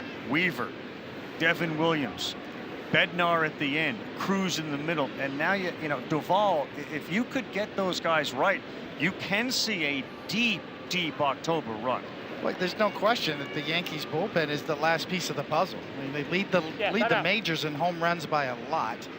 If you look at how many runs they've scored collectively and how many they've given up collectively, their record would be a lot better if their bullpen was right. They have been right in this series, as those numbers showed you. Weaver was terrific last night. Doval fires to Duran, it's up. But what Booney did talk about was, I got guys, and I'm going to use them in different lanes, you know, because they have specialists to get lefties out, righties, some have reverse splits. That somebody like Doval, if you need a routine, it may not be the place you apply for a job, you know. Well, Carr, to your point, in my time covering baseball, I've seen it time and again, you guys have too, where a guy who's a closer on one team moves into another role on another team, and it's a big adjustment for some of them. Yeah, no question. Yankee starters ERA is 4th. Their bullpen is 24th. 2-2. And Duran hard. Boy, tough hop. Nice play at first. Goldschmidt wins the race. Not an easy play, and Goldschmidt makes it. Gold glove play at first. That's an excellent play by Paul Goldschmidt going down the line. Does the ball hit the bag? Yep. It does. And he stays down. Make sure that glove stays down. You work from bottom up. Paul Goldschmidt then had to hustle his way over to first base. Jared Duran running. Yeah, a redirect off the inside of that first base bag didn't bother Goldschmidt.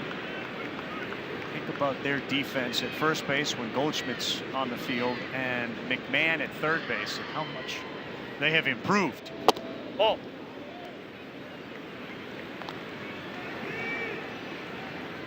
I just love to watch Duran run. I mean, some guys they glide and they're fast. He's an aggressive, violent runner. He's tearing up the dirt. He is. You feel for the ground. He's got arms going everywhere. I mean, you see him round first on the way to second with a potential triple, and he is running with every part of his body moving.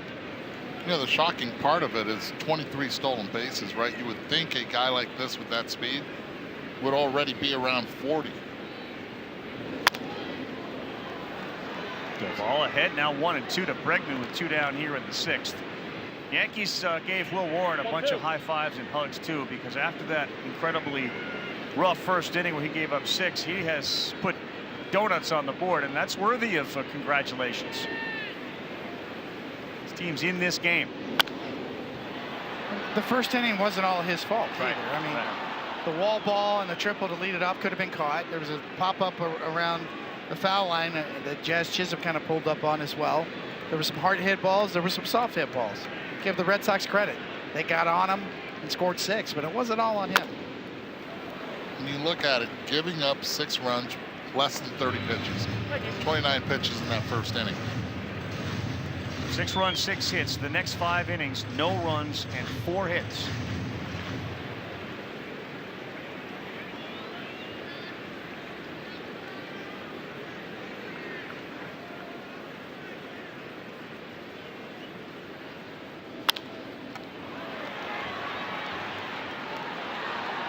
Bregman has been in a funk for a while, and maybe there's some signs he's starting to get out of it. And speaking with him before, I mean, a guy that's been around and done so much, to acknowledge like the mechanics and being off time were so out of whack.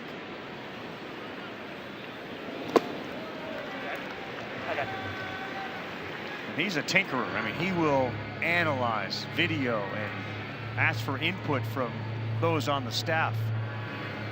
It's been a bit of a struggle for him getting his timing right, and as he said, hitting the ball out front.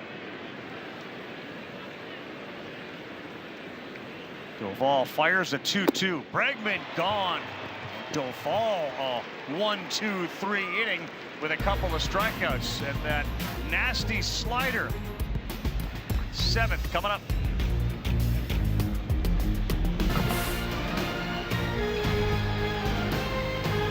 Next week in Houston, final Sunday night baseball matchup of the regular season, and it is a big one. Mariners and Astros separated by a game in the West now. 7 Eastern, ESPN, ESPN Deportes, and ESPN Radio will start at 6 Eastern, 3 Pacific on ESPN2.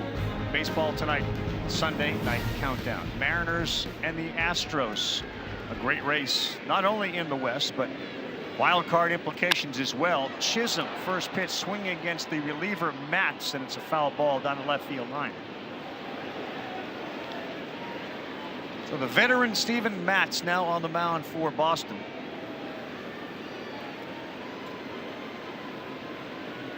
Last pitched on the 10th of September, and a breaking pitch misses down. 4 runs, 15 outings, a 1.62 ERA, and 0.84 WHIP. A little higher ERA at home, and he can't locate that either. It's 2-1. Yankees have to feel good. Crochet out of the game, and Matt's behind to Chisholm. Garrett Whitlock, who has been their lockdown guy, is also throwing in the Red Sox bullpen. Time out.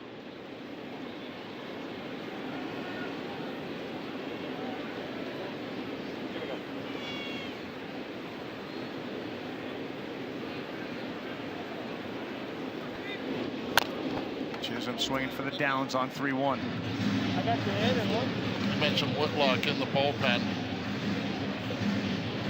You also have the way the lineup construction is set up for Aaron Boone. Most likely Grisham would hit for Slater, who is due up 4th this inning.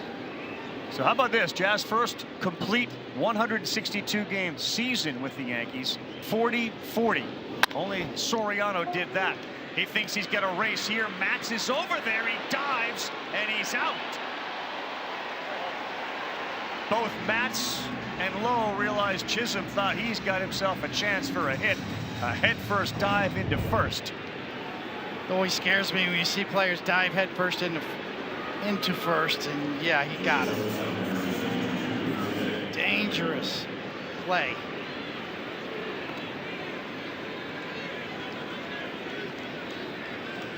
Dangerous because of the fingers going in. Not being able to use those pads on the hands, the oven mitts. You end up diving late into the bag and jamming those fingers. Oh, one out for Caballero from Matz, ball 1. So you're starting to think about lanes now with right-handed pitchers like Whitlock against some of the Yankees and who they pinch hit, which is what Boone is doing. About face, Caballero. Oh, out of the entire building. Jose, can you see his 5th of the year? It's a 2-run ball game, and there was no doubt about it. That was like Joe Carter right there when he used to look at that Sitco sign and not read it as Sitco, but read it as see it go. It's exactly what Caballero did right there. Jumped all over the pitch. The sound set it off. 6-4. This is a 2-run game. Again, the Yankee pitching doing their job and the offense trying to play catch-up. The eyes of a hitter when he makes that swing decision and recognizes the pitch. They get wider.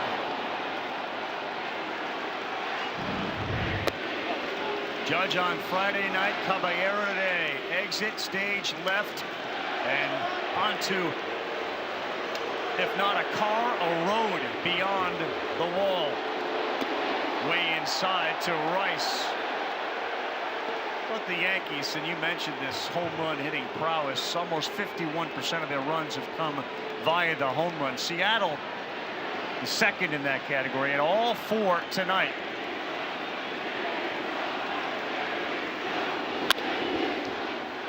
Foul ball by about 2 inches. This did sound different. Sounded different. Puts that foot down, hits it, he knows it. It's not a better feel for a hitter than hitting it right there on that sweet spot and knowing, no doubt, that one's gone. It's a hard watch for Matz because that thing was, we talked about the '99 Derby, that was like that. 2-1 to Rice. It's a 6-4 ball game after a 6-0 start to right field. Backing up and making the play was Refsnyder for the 2nd out. But there's a very different feel to Fenway Park right now than there was about 2 hours ago. Alex Cora electing to keep Matz now with no one on. Letting Slater hit instead of forcing Boone to bring in Grisham. Hey! Great fight for the Yankees tonight, and if Slater can get on, Judge would be the tying run.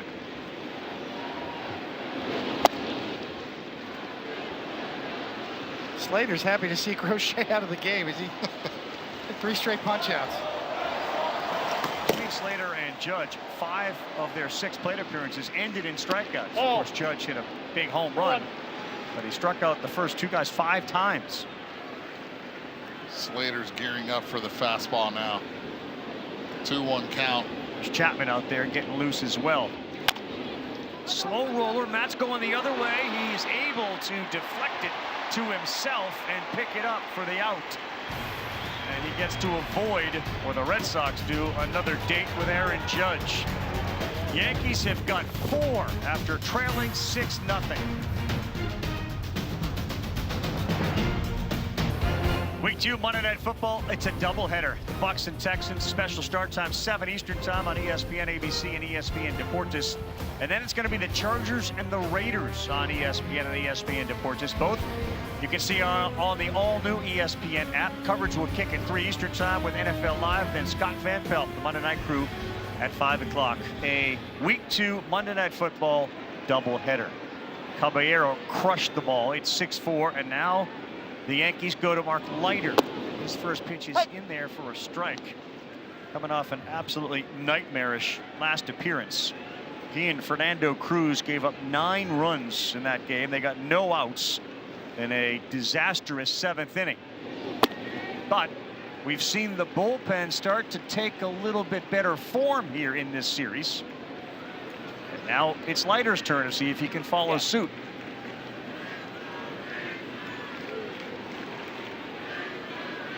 Ready? Here we go. Story, Lowe, and Romy Gonzalez to bat for Boston in the 7th. Ahead 0-2.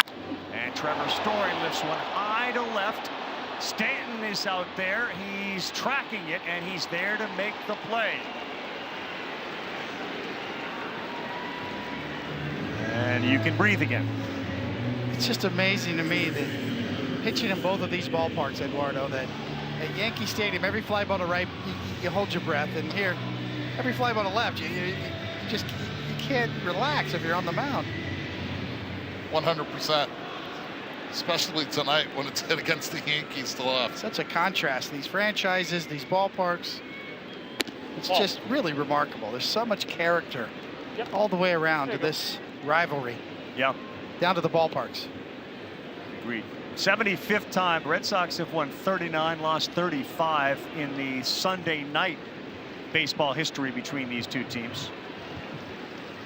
As the 1-0 to Lowe, lifted into foul ground. Caballero's going to give it a look, but it will go about 6 rows deep. Carl, you were talking about how the Yankees bullpen seems to be coming together down the stretch. There is a chance that they could be on a surge going into the postseason, based on the fact that the last 4 series they play are against teams all under 500. Minnesota, then Baltimore, then the White Sox, then Baltimore. It is easily, statistically, the easiest schedule for any contender. Yeah, and you can kind of walk around their clubhouse and get the feeling that there's, they got through this. They got through it in incredible fashion with their record. And yes, life does get a lot better. 44-22 against teams under 500. Best in baseball. That's going to be a hit for Nathaniel Lowe against Leiter. And I think Lowe's going to like the bat that grabbed out of the closet. His second hit tonight, he's reached 3 times. It's the microphone. Always is when they get hits.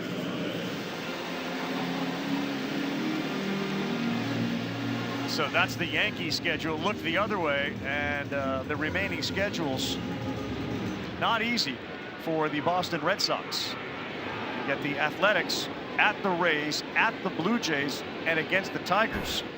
So 2 of the best records in the American League remain for Boston. And that's why Alex Cora cautioned everybody recently, let's not talk about October. We're not sure October is going to be part of this for us.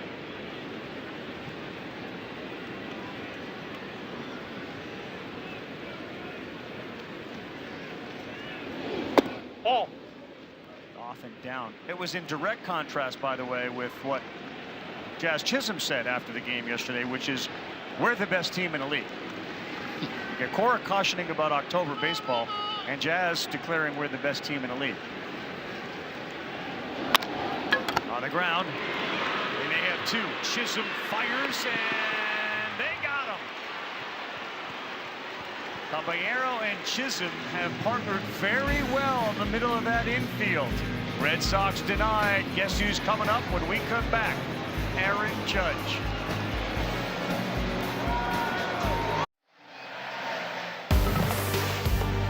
Well, in every sport, the game's great. Just think about it a little bit differently. And the Judge facial expressions after Crochet, A, respect, but B, okay, you got me there, but I'm going to get you too. Give me another chance. And he did. Judge has got him a couple of times. Crochet has struck him out a lot, but now we get another matchup of the Red Sox best reliever in the later innings, not named Chapman, it's Whitlock. And against Judge, he has faced him similar to Crochet. He's 3 for 10 against him with 2 homers. That was a strike. The only guy who matters says so. Oh. Whitlock has been tremendous throughout the course of this season. 2.43 ERA or whip of 1.14. Judge hits another one hard. Hard off the wall and no chance to get to second as Aaron Judge jumped all over the slider.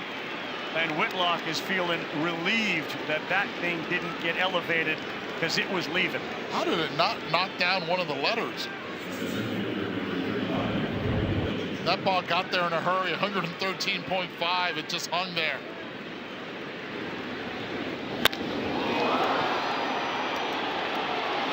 That's the kind of heater that Aaron Judge is on, and it doesn't get easier with Cody Bellinger. Strike 1 from Whitlock.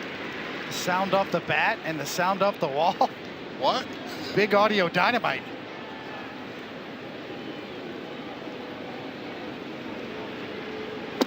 Big swing from Bellinger, but a miss on a 96-mile-an-hour sinker. MVP row right here. Judge, Bellinger, Stanton on deck. Goldschmidt after Rosario. That's in there, and a huge strikeout for Whitlock as Bellinger, who rarely gets caught looking like that, goes back to the bench. Well, it's a 3-pitch mix for Whitlock, and they're all 3 very good. He can run it up in the mid to upper 90s. He's got a good changeup, and then also this breaking ball right at the bottom of the zone. And it was just nicking the bottom as that first pitch now thrown to Stanton is high and tight. He's got to be careful here because Whitlock does really well down in the zone, but that's where Giancarlo Stanton's money's at as well. He's got to elevate. Oh, by the way, that K-Zone 3D was brought to you by Sage, the official finance software partner of Major League Baseball. 7 inches more drop than average for Whitlock. Stanton would love to atone for that first inning miscue on that ball hit to left. Fooled there, that's a swing. Elevating again. It's always been his kryptonite.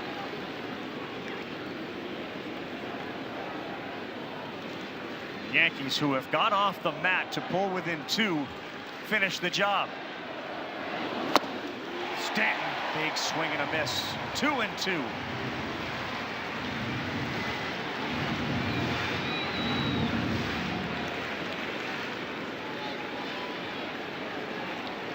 Whitlock's ERA at home is 1.41 as he missed badly there. He's allowed 2 homers, 1 each to a righty and a lefty. He's the workhorse. 66 2/3 innings, 80 strikeouts. Now 81 after Bellinger left.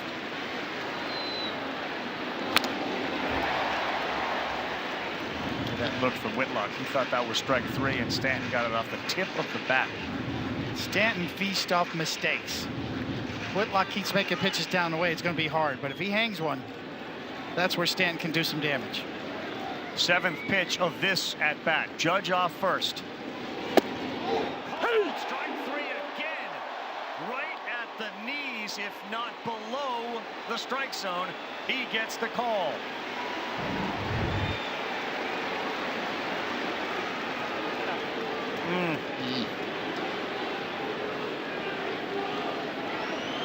Well, we talked about Narváez being a former Yankee catcher and being trained very well at framing, especially at the bottom of the zone, and he's exceptional at doing just exactly that, stealing strikes on borderline pitches at the bottom. And that's the big reason he gets a lot of catcher's interferences as well, because he's out there out in front. Absolutely right, Coney. In fact, the Yankees are going to pinch hit with Trent Grisham, so Andrew Bailey will come on out and talk to Whitlock about challenges of getting Grisham out. As you can see, Aroldis Chapman. They need him for the ninth. Getting ready. AI from Google Cloud knows that 125 hitters tapped home plate in last year's postseason. Those who tapped once or more had a hard hit rate of 41%. But surprisingly, non-tappers untapped 7% more hard hits. Catch the game like never before. That was a 3-tapper. You were? 3-tapper. Well, you can count the number of times that Grisham will tap, if any, because he has had a magical season, especially with the home runs. 9 last year, 30 home runs this season. So he steps in a pinch hit role against Whitlock. Ball. And if you were counting, it was a 2-tapper. 2-tapper.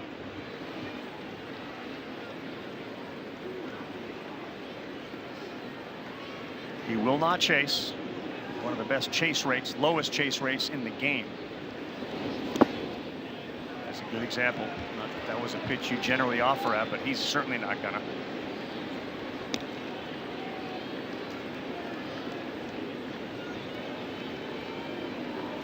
StatCast powered by Google Cloud. He's right there with one of the greats, of course, Juan Soto, Glaber, Friedel, and Kyle Tucker. Round out the top 5.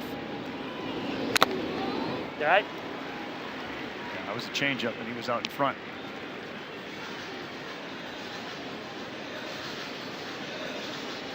.30 home runs, career high. Previous was 17 when he was with the Padres in 2022. He played 152 games that season.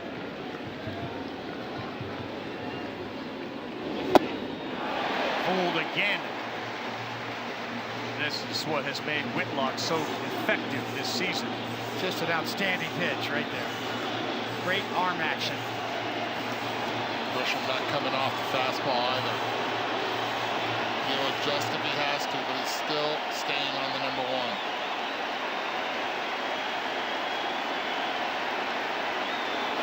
He got him to chase up top with 97. Crochet struck out 12. Whitlock picks up 3. The Yankee hitters have struck out 15 times, but they still have 1 shot coming up in the 9th. Red Sox to the plate when we come back. A good one here on ESPN, presented by Capital One. What's in your wallet? Getting some defensive changes for the Yankees in a moment. Very excited about this, though, at ESPN. The all-new ESPN app is the best way to watch sports. All sports. All of ESPN in one place. Live games, live stats. You can track your fantasy teams. Everybody is into fantasy football right now, and personalized with your favorite leagues, teams, and players. All right, so McMahon is now in at 3rd. He'll hit 4th. Slater's moved to left. Grisham is now in center. Bellinger is over in right. The Yankees' next reliever is Paul Blackburn, the righty. Yoshida right away to Slater. Not a problem in right, not a problem in left. 1 down. Nothing better for a reliever, right? 1 pitch, 1 out. Yeah. Eddie says, no, 2 pitches, 2 outs. 2 pitches, 2 outs is even better than that.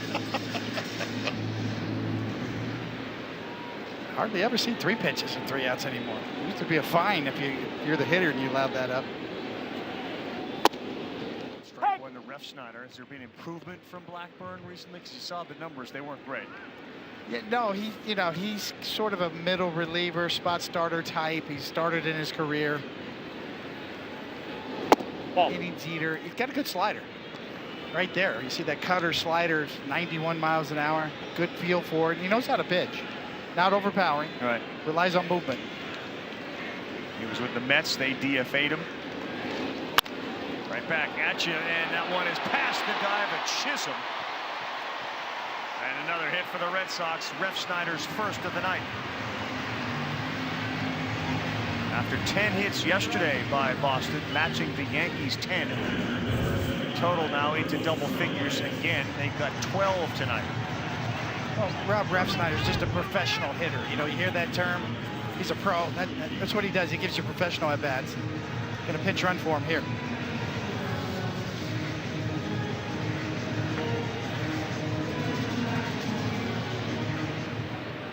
Eaton now is at first base, so the pinch running role. All right, let's go. It's Carlos Narváez, who hit a big blast in the first inning, an inning in which the Red Sox scored 6. Ball. Inside from Blackburn.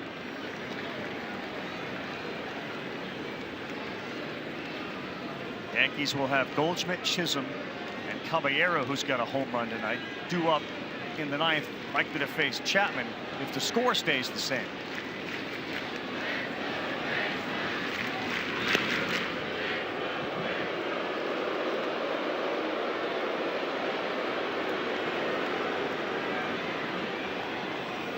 There he is, looming large in that pen. A little wild last night. Perhaps intentionally, but a little wild last night. Blackburn fires the 1-0. Eaton is off. Throw down from Rice. He is safe with a stolen base for Nate Eaton. It's a really good jump by Nate Eaton. That one was stolen more off Blackburn than Ben Rice behind the plate. Good reaction time. Rice did everything right. Threw it on the first base side of second.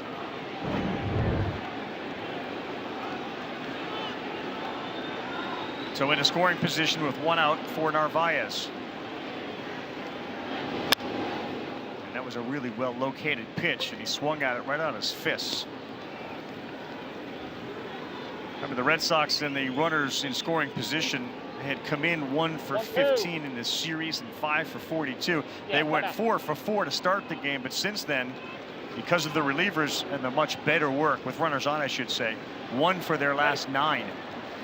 Here we go. Last night, Bellinger had the big hit off of Chapman that brought in an insurance run. Even though the Red Sox are up 2, they'd love to add another, if not more. That was the difference, you know. Booney talked to us about when you watch Bellinger and that Chapman at bat, there was never a swing like that where you're just hanging on and trying to stay alive. Every one of Bellinger's swings against Chapman last night in that game were aggressive, and then he ended up roping one off the monster.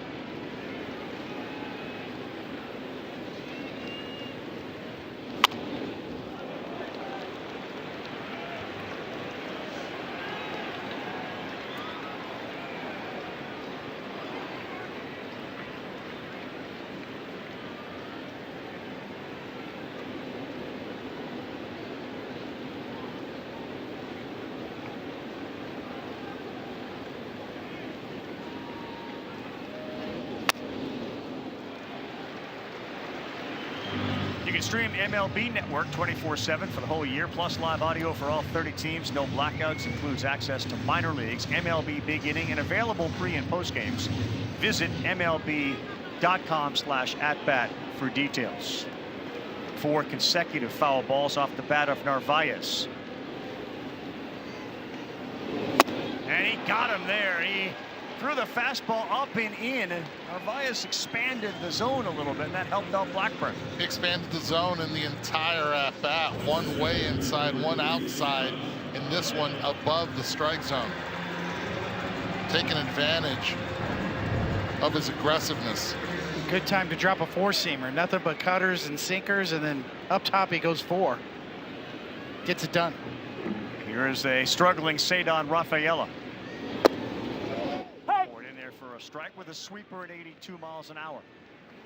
One of the big reasons he struggled, it's because, talk about expanding the zone. Cedar does do that. Yep.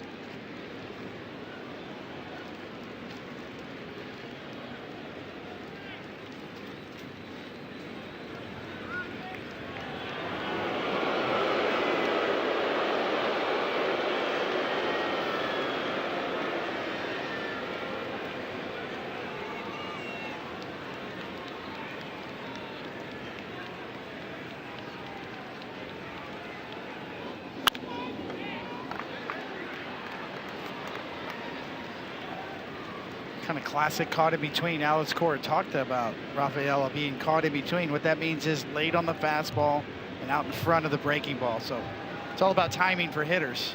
For pitchers, throwing off that timing. 0-2.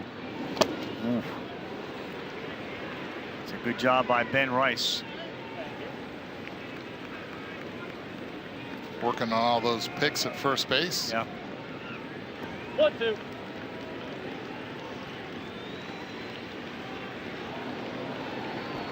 Ben Rice has come a long way in a short period of time to become a major contributor.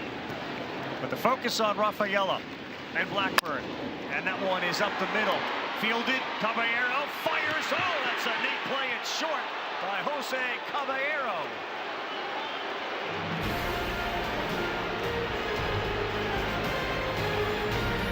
Red Sox are checking to make sure they got him.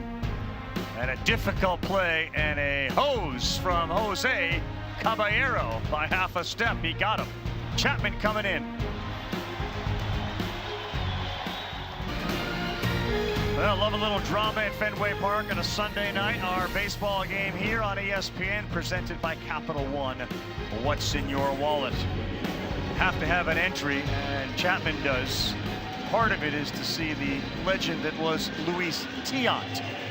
El Tiante on the big screen. And now Chapman is on the mound to deal with Goldschmidt, Chisholm, and Caballero.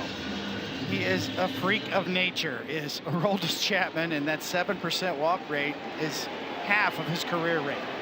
That's the difference this year.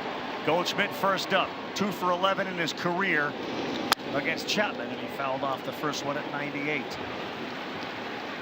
Used to say that about Nolan Ryan, right? He's just a freak. There's nobody like him. But Chapman's kind of like Nolan Ryan in that regard. The physicalness of him, the way he's retained his velocity.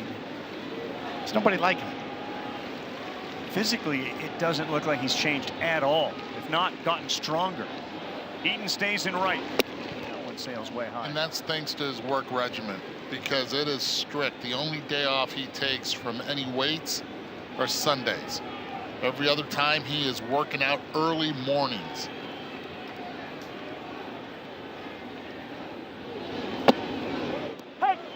That's the equalizer. The ability to throw the secondary pitches this year. 4 strikes. Exactly. All year long, he's been in these type of counts.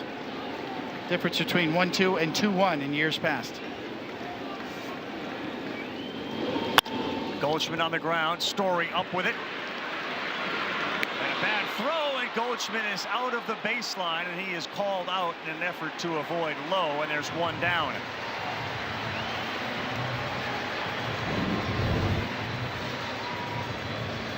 It's completely a judgment call. He avoids the tag, but yes, that's a little too far. But otherwise, the runner's just supposed to blow up the first baseman. Right.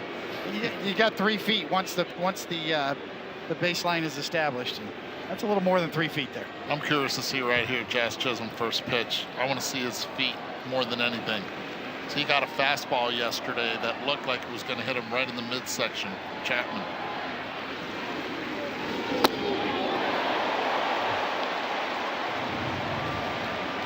'99 up and in.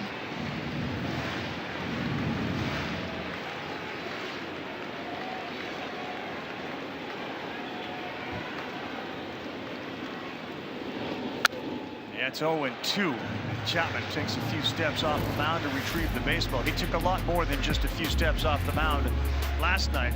At the ribs, Chisholm looks at him and watches. Chapman goes all the way to the home plate area to retrieve the baseball. Jazz took his eyes off him. Like, I'm not looking at you. Just stayed alive as he threw him the slider in the zone. I mean, you never see that, where the pitcher comes all the way to home plate to basically be handed the baseball. I wouldn't like it if he was walking to me like that.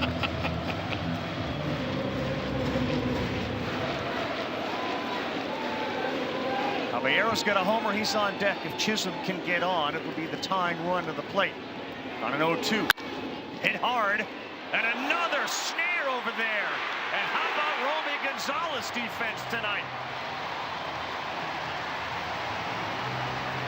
The versatility of Romy Gonzalez on display, a first baseman and second baseman tonight. He's made a couple of very good plays. Yeah, this infield has really shown up for the Red Sox, and Romy Gonzalez has a lot to do with it.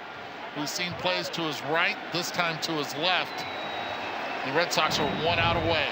Yeah, the pitch was 101. Off the bat was 103. Everybody ready? Here we go. The Red Sox bullpen, Whitlock, Chapman, Matz. They've retired 8 of 10. And here's Caballero. 101-mile-an-hour fastball from Chapman. From 37-year-old Chapman.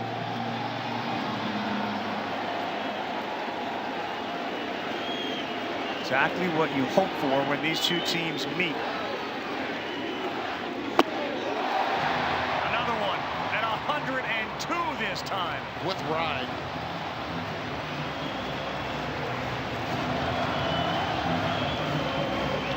Red Sox attempting to salvage the final game of this series with the Yankees. They've won the season series, but New York did its job here, taking 2 out of 3.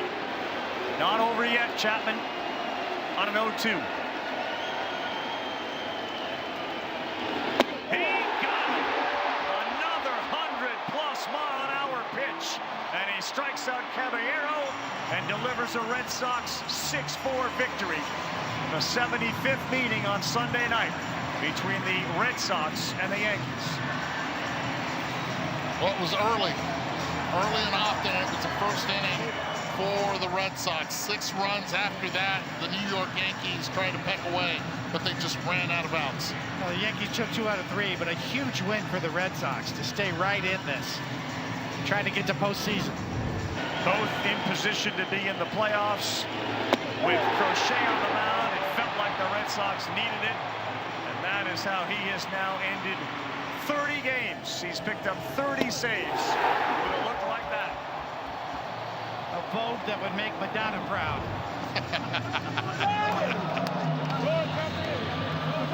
Well,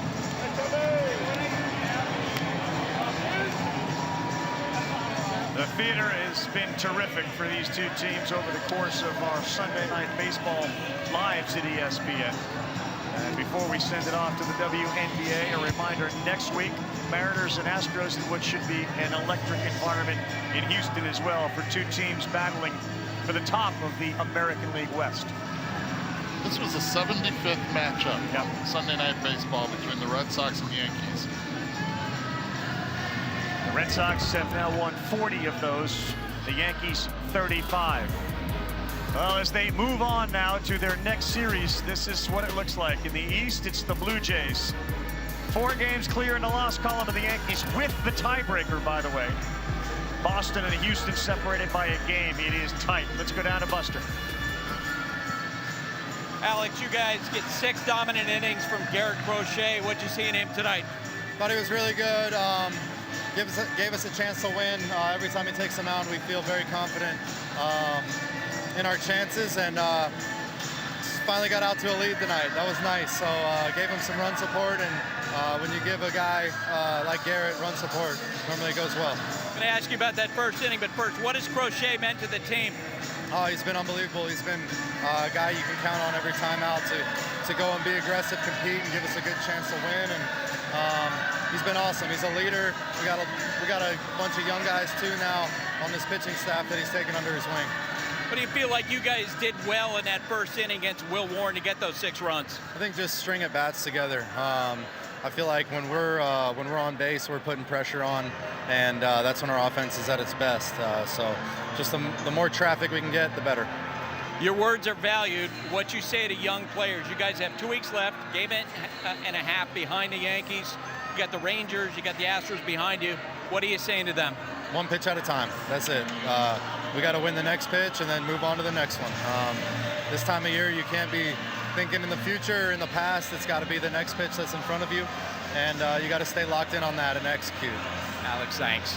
Call back to you. All right, Buster. Hey, give Will Warren a whole bunch of credit for hanging in there, and the Yankees for fighting in an effort to sweep this one tonight. A terrific game at Fenway.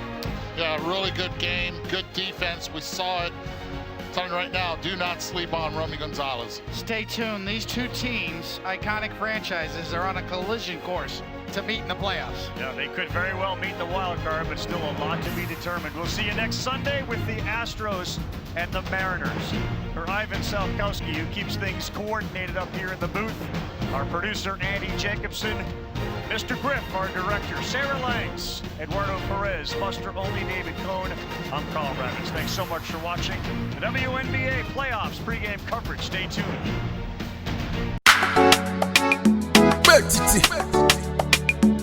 God bless you. I'm up on this one again. No. Double pro. I met this girl last December.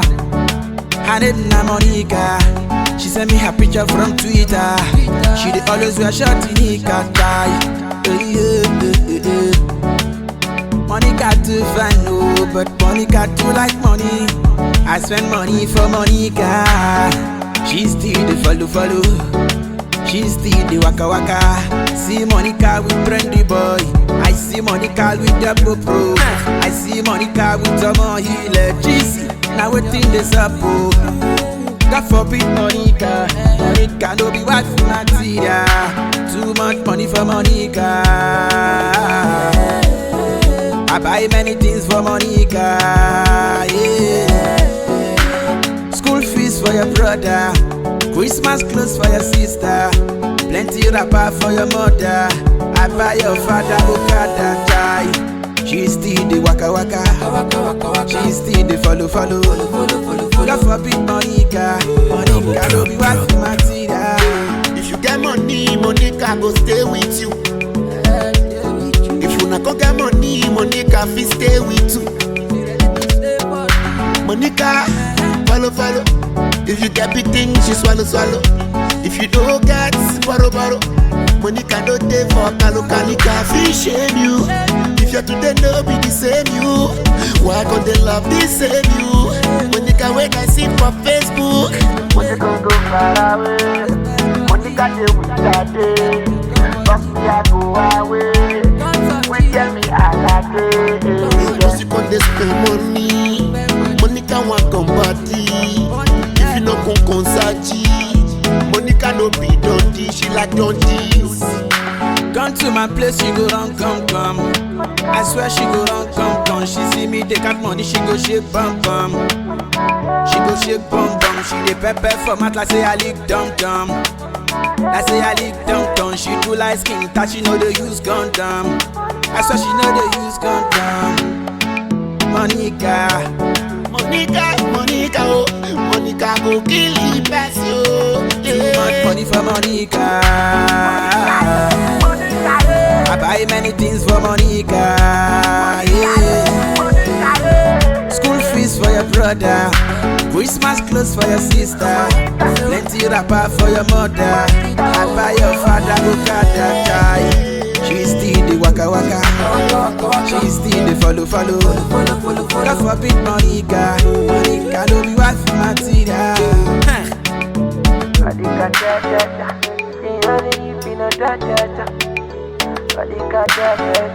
This time you no da. Your bro, ya da.